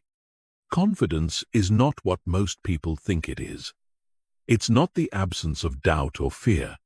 It's not the belief that you'll never fail or face challenges. It's not the feeling that you're better than other people or that success is guaranteed. Real confidence is something much deeper and more powerful than any of these surface-level definitions. True confidence is the unshakable knowledge that you can handle whatever life throws at you. It's the quiet certainty that you have the emotional tools, mental frameworks, and inner resources to navigate any challenge, setback, or uncertainty that comes your way. It's not about never falling down. It's about knowing you can always get back up. This kind of confidence can only be built through one process: repeatedly facing difficult situations and proving to yourself that you can handle them with grace and effectiveness. You cannot think your way to confidence. You cannot affirm your way to confidence. You cannot fake your way to confidence. You can only build confidence through evidence, and evidence comes from action. But here's what most people get wrong about building confidence. They think they need to wait until they feel confident before they take action. They think confidence is a prerequisite for facing challenges rather than a result of facing challenges. This backwards thinking keeps them trapped in cycles of self-doubt and limitation, because they're waiting for a feeling that can only come from doing the very things they're afraid to do. The confidence-building process works in reverse. You take action despite feeling uncertain or afraid. You handle the situation better than you expected. You extract the lessons and grow stronger. Your brain updates its assessment of your capabilities. Your confidence increases. Then you're ready to take on slightly bigger challenges, and the cycle continues. This is why emotional mastery is the foundation of unshakable confidence. When you know you can control your reactions regardless of what happens. When you know you can stay calm under pressure. When you know you can think clearly, even when emotions are running high. You develop an inner certainty that makes you nearly impossible to shake. Most people's confidence is built on external factors that they can't control. They feel confident when things are going well, when other people approve of them, when they're successful by conventional standards. But this kind of confidence is fragile because it depends on circumstances that can change at any moment. Real confidence is built on internal factors that you can control. The first pillar of unshakable confidence is emotional self-reliance. This is the knowledge that your emotional state is not dependent on other people's behavior, external circumstances, or unpredictable events. You know that you can generate the emotional states you need through your own thoughts, actions, and practices. You don't need other people to make you feel good about yourself. And you don't let other people's negativity drag you down. Emotional self-reliance is built through consistent practice of the emotional regulation techniques you've learned. Every time you successfully manage your emotional state during a challenging situation, you prove to yourself that you have this capability. Every time you choose your response rather than reacting automatically, you build evidence that you're in control of your inner experience. This doesn't mean you become emotionally disconnected from others or that you don't care about relationships. It means you engage with others from a position of strength rather than neediness. You contribute to relationships rather than draining them. You're able to be genuinely supportive of others because you're not constantly seeking support for yourself. The second pillar of unshakable confidence is competence building. Confidence without competence is just delusion. You need to actually be good at things that matter. You need to develop real skills, real knowledge, and real abilities that create genuine value in the world. But competence building is not just about technical skills. It's about developing the meta skills that make you effective in any domain. Problem solving is perhaps the most important meta skill for building confidence. When you know you can figure things out, when you have a systematic approach to breaking down complex challenges and finding solutions, you become much more willing to take on difficult situations. You're not intimidated by unfamiliar problems because you trust your ability to learn and adapt. Communication is another crucial meta skill. When you can express your ideas clearly, listen effectively, and navigate difficult conversations with skill, you become much more confident in social and professional situations. You're not afraid of conflict because you know how to handle it constructively. You're not intimidated by authority figures because you know how to communicate with respect while maintaining your own dignity. Learning agility is the meta skill that makes all other skills possible. This is your ability to quickly acquire new knowledge and capabilities as situations require. When you know you can learn anything you need to learn, you're not limited by your current knowledge base. You become confident about taking on challenges that require skills you don't yet have because you trust your ability to develop those skills. The third pillar of unshakable confidence is integrity alignment. This is the consistency between your values, your words, and your actions. When these three elements are aligned, you develop an inner strength that makes you nearly impossible to shake, because you know you're living authentically. When they're misaligned, you feel weak and uncertain because you're not sure who you really are or what you really stand for. Most people compromise their integrity gradually, through small decisions that seem insignificant at the time. They tell little lies to avoid discomfort. They make commitments they don't intend to keep. They act in ways that contradict their stated values. Each compromise weakens their inner foundation and erodes their confidence. Building integrity alignment requires ruthless honesty about what you actually value versus what you think you should value. It requires making your word mean something by only making commitments you intend to keep. It requires having the courage to act in accordance with your values, even when it's difficult or costly.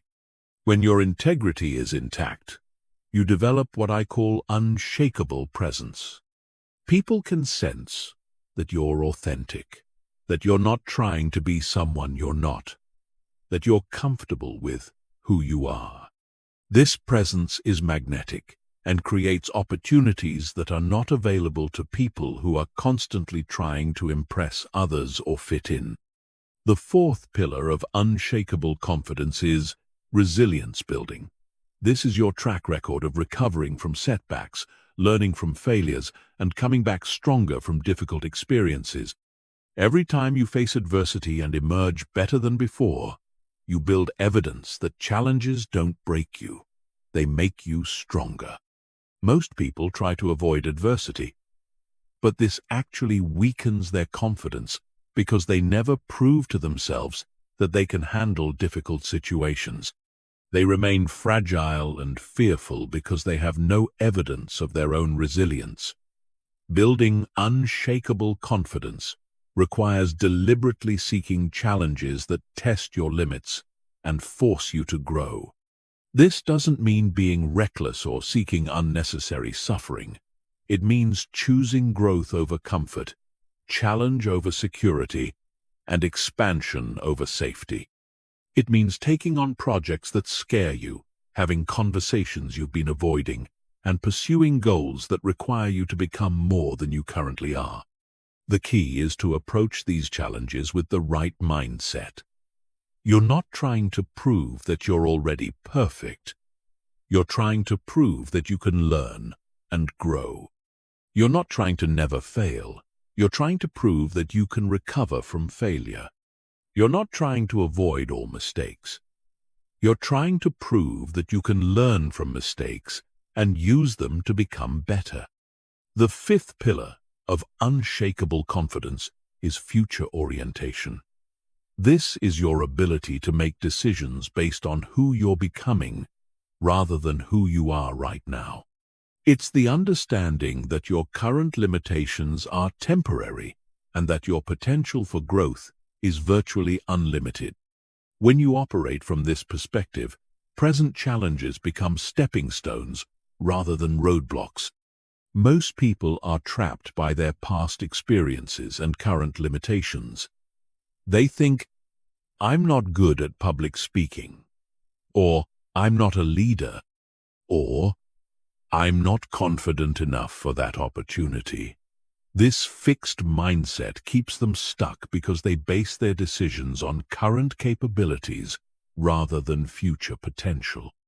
Building future orientation requires regularly visualizing the person you're becoming and making decisions from that future identity. Ask yourself, what would the confident version of me do in this situation? Then do that thing.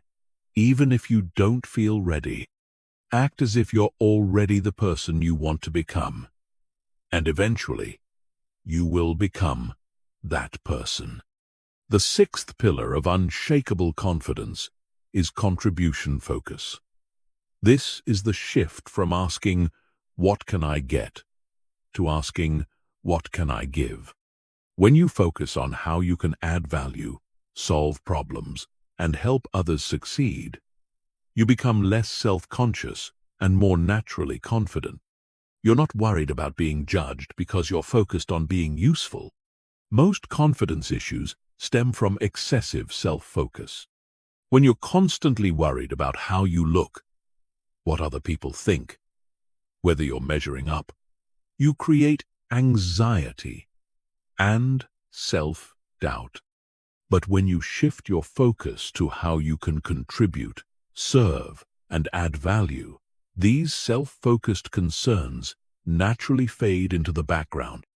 This doesn't mean neglecting your own needs or becoming a doormat. It means approaching situations with a service mindset rather than a self-protection mindset. Instead of thinking, "I hope I don't embarrass myself," think, "How can I help this meeting be productive?" Instead of thinking, "I hope they like me," think, "How can I be genuinely useful to this person?"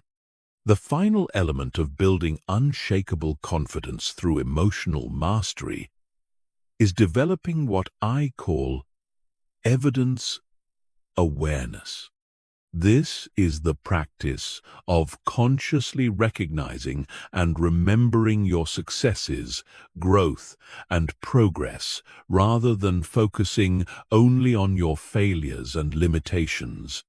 Most people have a negativity bias that causes them to remember failures more vividly than successes, and to discount their achievements while magnifying their mistakes. This mental pattern systematically undermines confidence by creating a distorted view of their actual track record. Combat this bias by keeping a success journal where you record daily wins, no matter how small. Document challenges you've overcome, skills you've developed, and positive feedback you've received. Review this evidence regularly to maintain an accurate picture of your capabilities and progress. Building unshakable confidence is not about becoming arrogant or believing you're better than others. It's about developing an accurate assessment of your capabilities and a realistic optimism about your potential for continued growth. It's about knowing that you can handle whatever comes your way, not because nothing bad will ever happen, but because you have the tools to deal with whatever does happen. When you combine emotional mastery with competence building, integrity alignment, resilience development, future orientation, contribution focus, and evidence awareness, you create a foundation of confidence that cannot be shaken by external circumstances. You become the kind of person who stays calm in chaos, who sees opportunity in adversity, and who inspires others through your unshakable presence and authentic strength. Chapter 11. The Art of Strategic Non-Reaction in Relationships. Relationships are where emotional control matters most, and where most people fail most spectacularly. You can master your emotions in every other area of your life, but if you lose control with the people closest to you, you'll sabotage the very relationships that matter most. The people who love you see you at your worst, when you're tired, stressed, and emotionally depleted. This is when your true level of emotional mastery is revealed. Most relationship conflicts are not about the surface issue being discussed. They're about underlying emotional patterns, unmet needs, and unconscious triggers that both people are reacting to without awareness. When you learn to not react emotionally during relationship conflicts, you can address the real issues instead of getting caught in endless cycles of blame, defensiveness, and escalation. The first principle of relationship emotional mastery is understanding that every interaction is a choice between connection and control. When you're emotionally reactive, you're choosing control. You're trying to make the other person wrong, to prove your point, to defend your position. But when you choose non-reaction, you're choosing connection. You're prioritizing the relationship over being right. This doesn't mean becoming a doormat or accepting unacceptable behavior. It means responding to problematic situations in ways that preserve dignity and create possibilities for resolution, rather than just venting your emotional reactions. It means being strong enough to stay calm when the other person is losing control. The second principle is taking responsibility for your 50% of every interaction. You cannot control the other person's words, actions, or emotional state. But you have complete control over your response to their words, actions, and emotional state. When you focus on controlling your 50%, instead of trying to control their 50%, you become incredibly powerful in relationships. Most people spend their relationship energy trying to change, fix, or control their partner, children, or friends. This is exhausting and ineffective because you're trying to control things that are outside your control. When you redirect that energy toward managing your own responses, you become a calming, stabilizing force that actually influences others to be their best selves. The third principle is learning to de-escalate rather than escalate conflicts. When someone is emotionally activated, your natural tendency might be to match their energy level. They raise their voice, so you raise yours. They become critical, so you become defensive. They withdraw, so you pursue. This unconscious mirroring amplifies the conflict instead of resolving it. Strategic non-reaction means consciously choosing to lower the emotional temperature of interactions. Speak more quietly when they speak loudly. Become more curious when they become critical. Give space when they're overwhelmed. This counterintuitive approach often breaks the negative pattern and creates space for actual communication. The fourth principle is separating the person from their behavior. When someone you care about does something hurtful or frustrating, your emotional reaction tends to globalize the behavior. Instead of thinking, they did something inconsiderate, you think, they are an inconsiderate person. This generalization makes it much harder to maintain emotional equilibrium and find constructive solutions. Practice seeing difficult behavior as information about the other person's current state rather than evidence of their permanent character. Maybe they're stressed, tired, overwhelmed, or dealing with something you don't know about. This doesn't excuse poor behavior, but it helps you respond with wisdom rather than reactive emotion. The fifth principle is mastering the pause. In heated moments, there's enormous pressure to respond immediately. Silence feels uncomfortable, and you feel compelled to defend, explain, or counterattack right away. But the pause is where your power lies. It's where you can choose your response instead of being controlled by your impulses. Practice saying, I need a moment to think about that. Or, let me consider what you're saying. Or, simply taking 3 deep breaths before responding. These small pauses can completely change the trajectory of a conversation and often prevent conflicts that would have taken days or weeks to repair. The most advanced relationship skill is emotional Aikido. This is the ability to redirect someone else's emotional energy rather than absorbing it or fighting against it. When someone is angry at you, instead of getting defensive or angry back, you acknowledge their feelings and redirect the conversation toward solutions.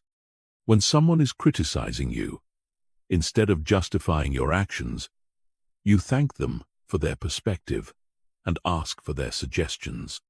This approach requires tremendous emotional strength because it goes against every instinct to defend yourself when you feel attacked. But it's incredibly effective because it de-energizes conflict and redirects the interaction toward cooperation instead of competition. Remember, you cannot control whether other people choose to be emotionally reactive, but you can control whether you join them in that reactivity. When you consistently choose non-reaction in relationships, you become a source of stability and peace that others gravitate toward. You become the person others turn to during difficult times because they know you won't add to the chaos. Chapter 12. Emotional Leadership and Influence. Leadership is fundamentally about emotional influence.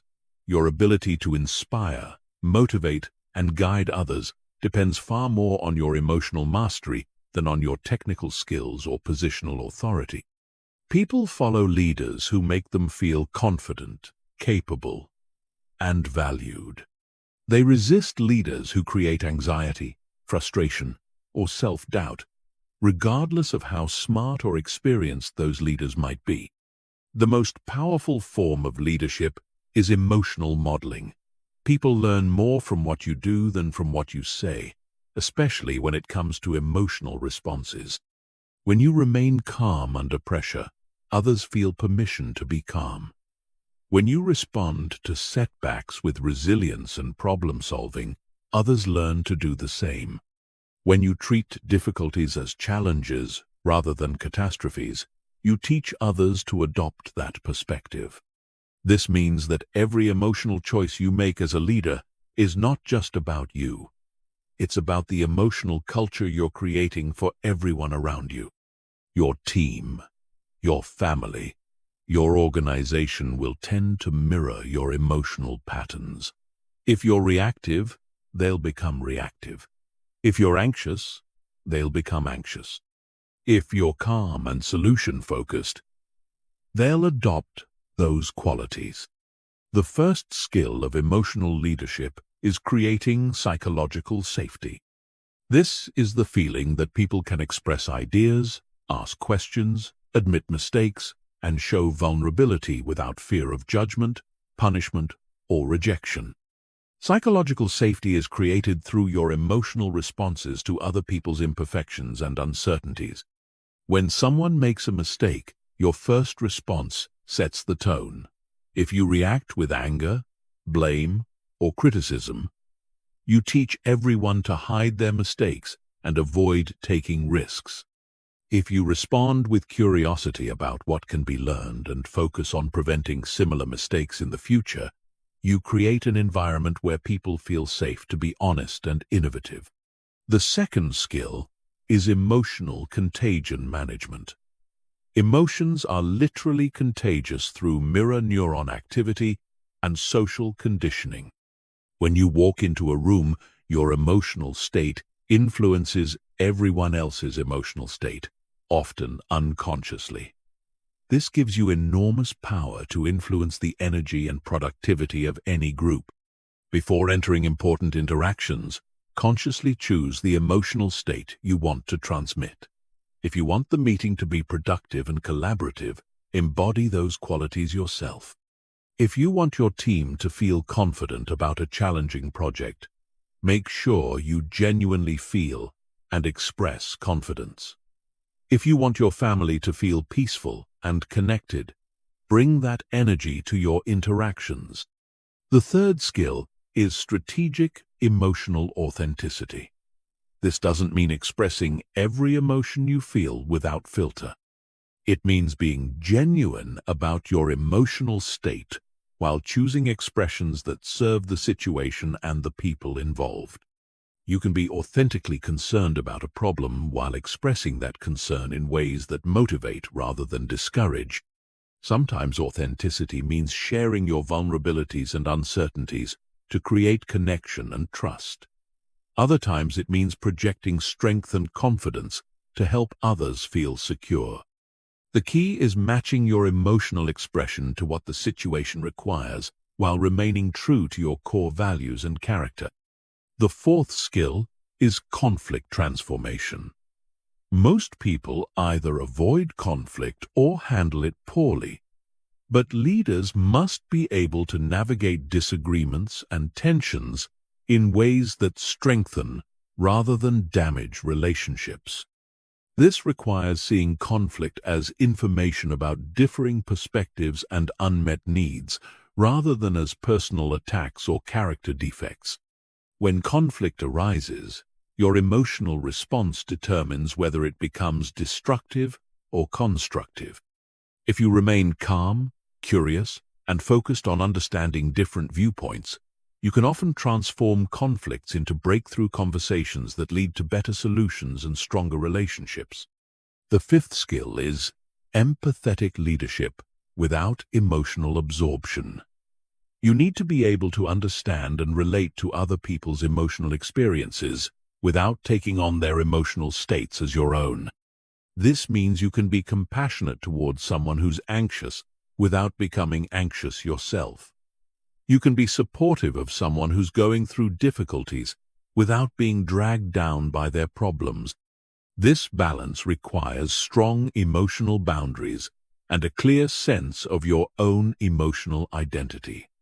You care about others deeply, but you don't lose yourself in their emotional experiences. You provide stability and support precisely because you maintain your own emotional center. The ultimate goal of emotional leadership is creating what I call an upward emotional spiral. This is when your emotional mastery inspires others to develop their own emotional mastery, which creates a positive feedback loop that elevates everyone's performance and well-being. Instead of managing other people's emotions, you're developing their capacity to manage their own emotions. This happens when you consistently model emotional intelligence, provide tools and frameworks for emotional development, celebrate emotional growth in others, and create environments where emotional mastery is valued and rewarded. Over time, you build teams, families, and organizations that are emotionally resilient, highly productive, and deeply fulfilling to be part of. Chapter 13. Creating your personal emotional operating system. Everything you've learned means nothing unless you create a systematic approach to implementing it in your daily life. Most people consume information about emotional control but never develop the consistent practices that turn knowledge into automatic behavior. They understand the concepts intellectually but continue operating from old emotional patterns because they haven't created new systems to replace the old ones. Your emotional operating system is the set of daily practices, environmental designs, and response protocols that make emotional mastery your default mode, rather than something you have to consciously remember to do.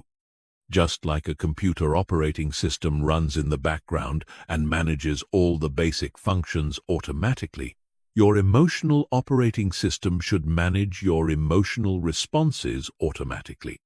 The first component is your daily emotional fitness routine. Just like physical fitness requires regular exercise, emotional fitness requires regular practice. This doesn't need to be complicated or time-consuming, but it does need to be consistent. 5 to 10 minutes of focused emotional training every day will create more transformation than hours of sporadic effort. Your routine should include some form of mindfulness or meditation practice to strengthen your awareness of emotional states as they arise.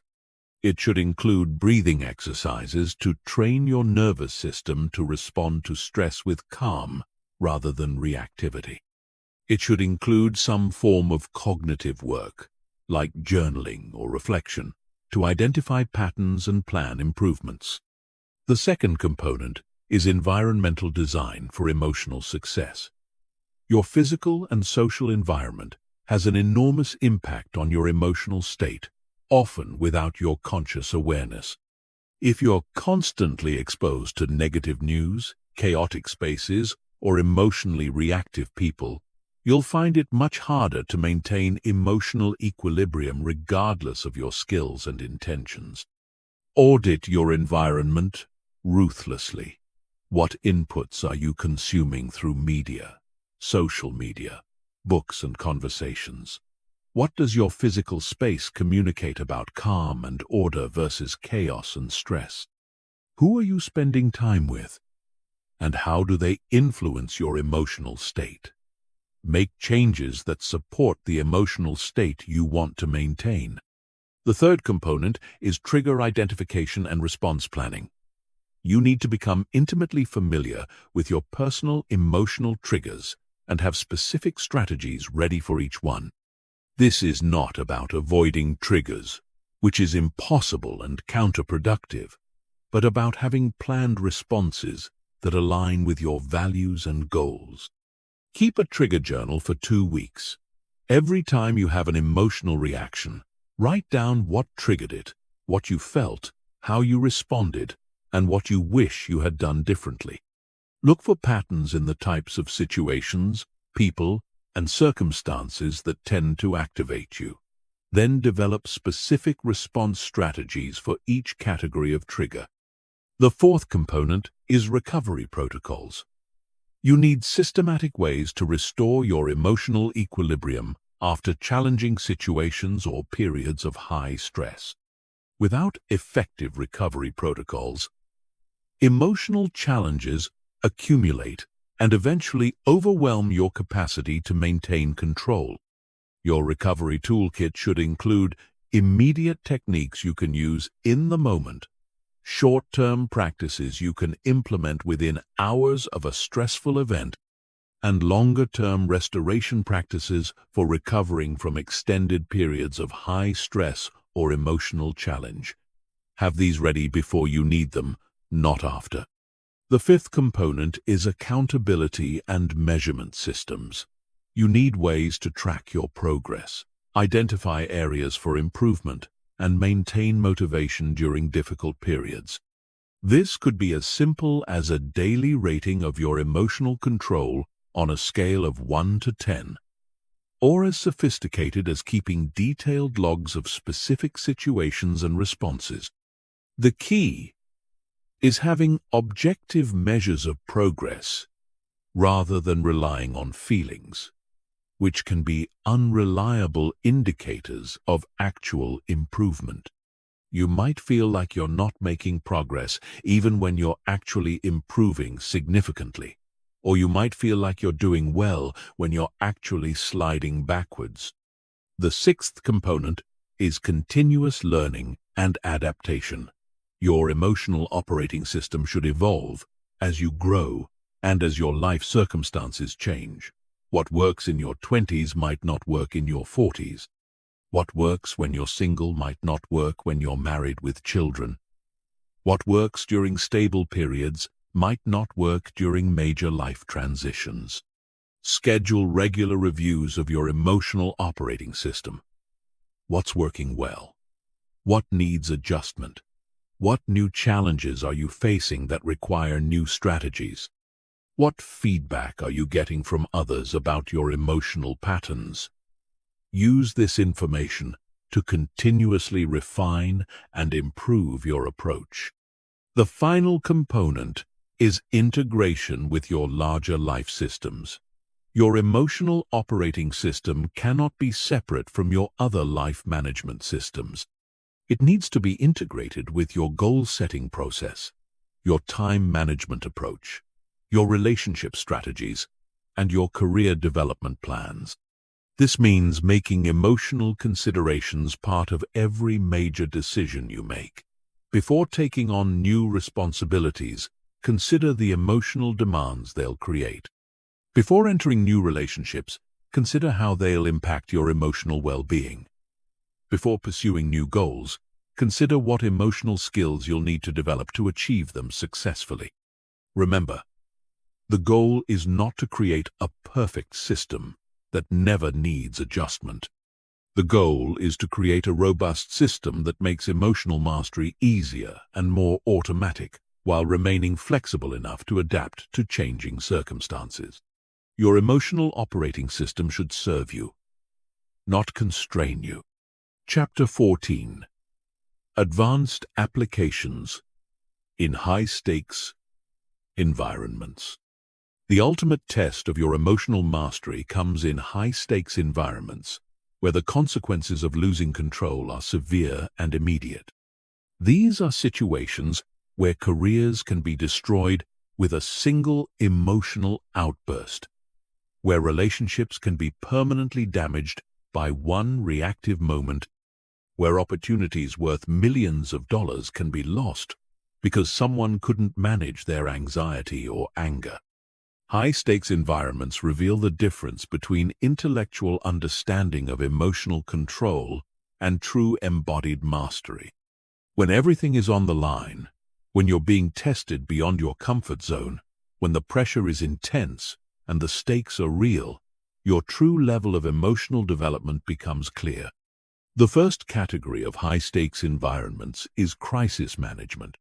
When something goes seriously wrong, when there's immediate danger or significant loss, when people are looking to you for leadership and stability, your emotional response sets the tone for everyone else's response.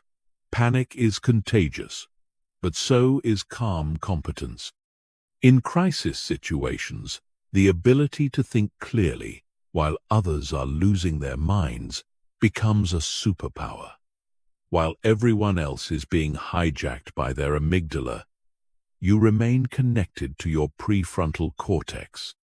While others are reacting to the emotional intensity of the situation, you're focusing on the practical steps needed to address the actual problems. This requires advanced preparation. You cannot develop crisis emotional management skills during the crisis.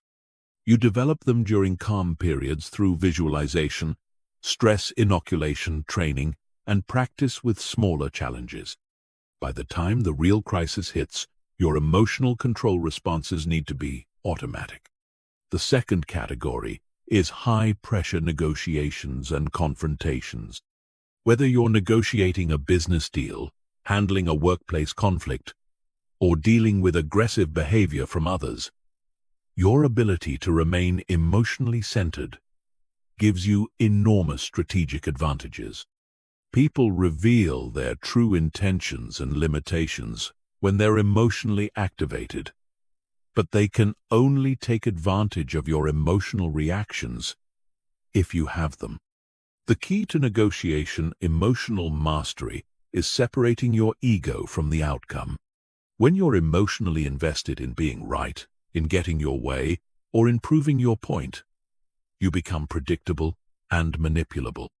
When you can remain detached from any specific outcome while staying committed to your core interests, you become incredibly difficult to manipulate or intimidate. This doesn't mean not caring about the outcome. It means caring more about the process than the result, more about maintaining your integrity than winning the negotiation, more about finding solutions that work for everyone than getting everything you want. The third category is performance under scrutiny. When you're presenting to important audiences, being evaluated for promotions, competing at high levels, or otherwise performing while being watched and judged, emotional control becomes crucial for accessing your full capabilities. Performance anxiety, imposter syndrome, and fear of judgment can completely undermine your actual skills and preparation. The solution is shifting focus from how you're being perceived to how you're serving others. Instead of thinking about whether you look confident, think about how you can provide value to your audience. Instead of worrying about making mistakes, focus on executing the process you've prepared. Instead of trying to impress others, concentrate on being genuinely helpful. The fourth category is dealing with extremely difficult people. Every field has people who are manipulative, aggressive, unreasonable, or emotionally volatile. Your ability to maintain your center while interacting with these individuals determines whether they drain your energy and compromise your effectiveness, or whether you can work with them productively despite their limitations. The key is not taking their behavior personally. Difficult people are usually difficult with everyone, not just you. Their emotional reactions are about their internal state, not about you specifically. When you can see their behavior as information about their stress level, insecurity, or coping skills rather than as personal attacks, you can respond strategically rather than reactively. The fifth category is managing your own success and failure. Both extreme success and extreme failure can trigger powerful emotional responses that lead to poor decisions. Success can trigger arrogance, complacency, or reckless risk-taking. Failure can trigger shame, despair, or the impulse to give up entirely. Emotional mastery means maintaining perspective and emotional equilibrium regardless of external outcomes. Success is information about what worked, not evidence that you're permanently superior. Failure is information about what didn't work, not evidence that you're permanently inadequate.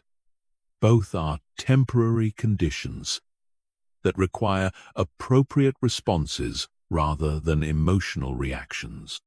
The ultimate high-stakes environment is your own mind during moments of extreme challenge, uncertainty, or change.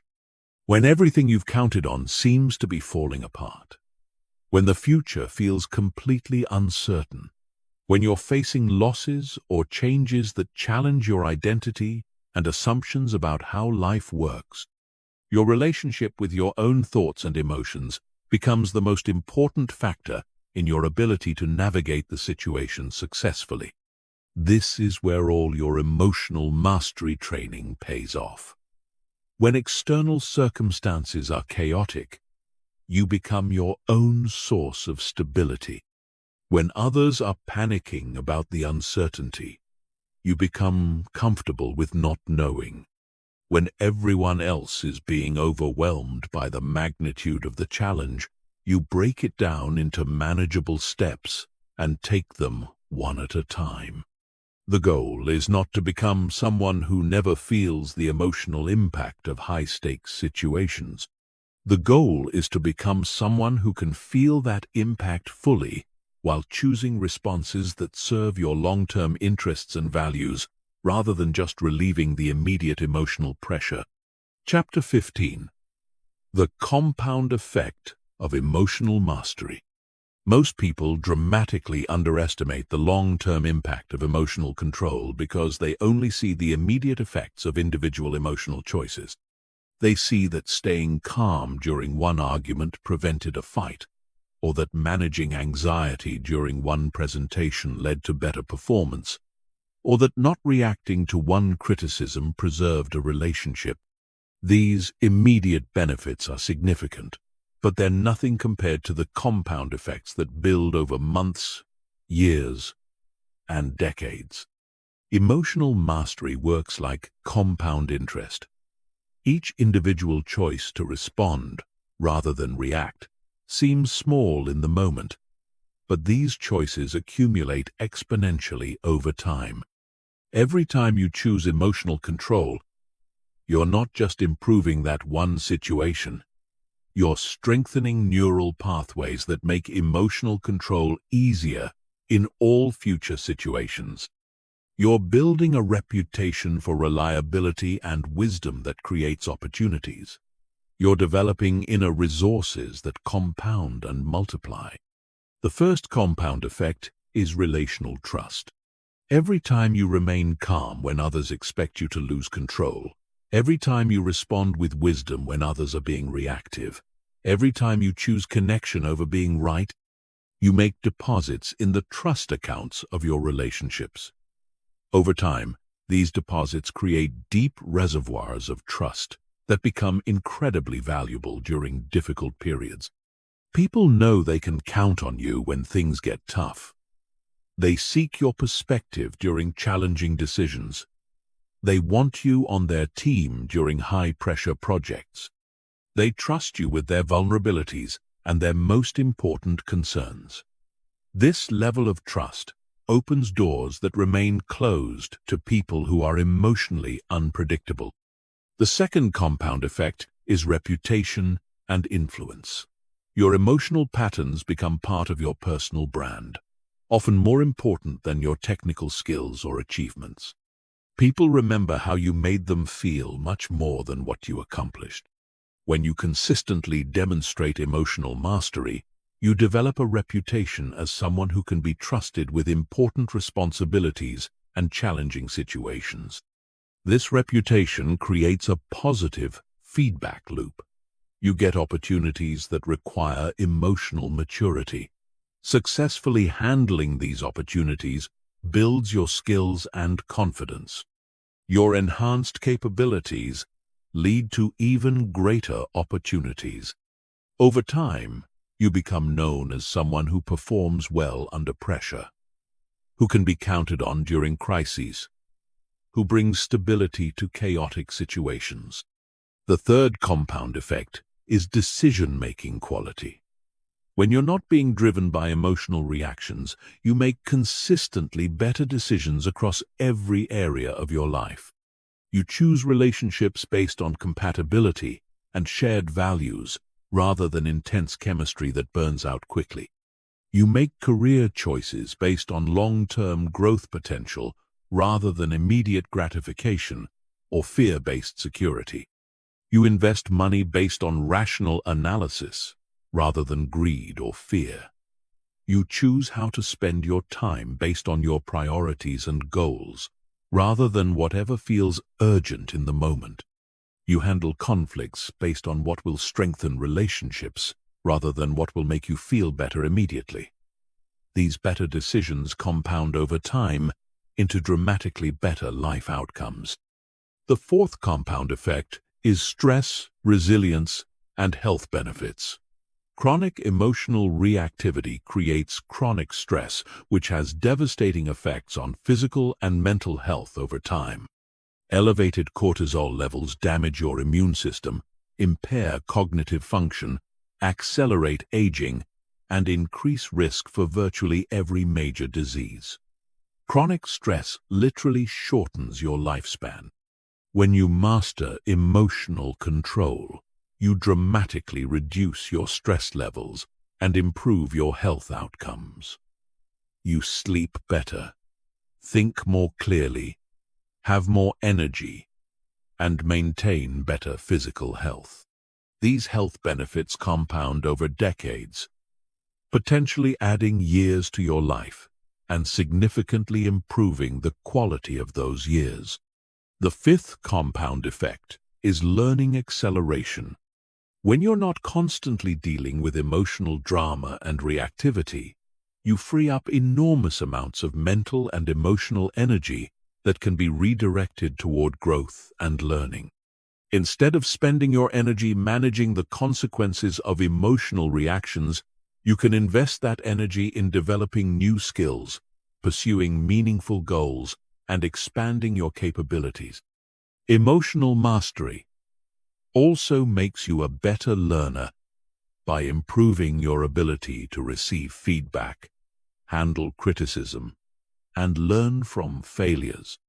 When you're not defensive or reactive, you can extract lessons from challenging experiences instead of just being traumatized by them. This accelerated learning creates competitive advantages that compound over time. The sixth compound effect is opportunity creation. When you have emotional mastery, you become the kind of person that other high performers want to work with. You get invited to join important projects, teams, and organizations. You become trusted with sensitive information and critical responsibilities.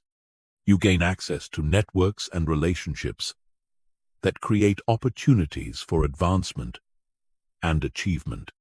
These opportunities often lead to more opportunities in an upward spiral of growth and success. Each success builds your confidence and capabilities, making you ready for even greater challenges and opportunities. Over time, you gain access to levels of achievement and influence that seemed impossible when you were still trapped in emotional reactivity. The seventh compound effect is inner peace and life satisfaction. Perhaps most importantly, emotional mastery creates a deep sense of inner peace and life satisfaction that comes from knowing you're living according to your values and responding to life from wisdom rather than fear. You develop an inner stability that's not dependent on external circumstances. This inner peace is not the absence of challenge or difficulty. It's the presence of confidence that you can handle whatever life presents. You know that external circumstances are temporary, but your ability to respond with wisdom and grace is permanent. This creates a quality of life that's available regardless of your circumstances. The ultimate compound effect of emotional mastery is becoming anti-fragile. This means you don't just survive challenges and setbacks. You become stronger because of them. Every difficult situation becomes an opportunity to practice and strengthen your emotional skills. Every person who tries to manipulate or upset you becomes unwitting training for greater mastery. When you reach this level of emotional development, you become virtually unshakable, not because nothing difficult ever happens to you, but because you have unshakable confidence in your ability to handle whatever does happen. You become a source of strength and stability for others, a person who makes every situation better simply by being present and emotionally centered. This is not just about personal success or achievement, though those will certainly follow. This is about becoming the kind of person who contributes to raising the emotional intelligence and maturity of everyone around you. You become part of the solution to the emotional reactivity and dysfunction that plagues so much of human interaction. The choice is yours. You can continue living at the mercy of your emotional reactions, letting temporary feelings drive permanent decisions, remaining trapped in cycles of regret and limitation. Or you can commit to the patient, consistent practice of emotional mastery and unlock the compound benefits that will transform every aspect of your life. The time to start is now. Not tomorrow when you feel more motivated. Not next week when your schedule is clearer. Not next year when your life is less stressful. Now. Because every day you delay is another day of lost compound interest on the most important investment you can make. The investment in your own emotional development and inner mastery.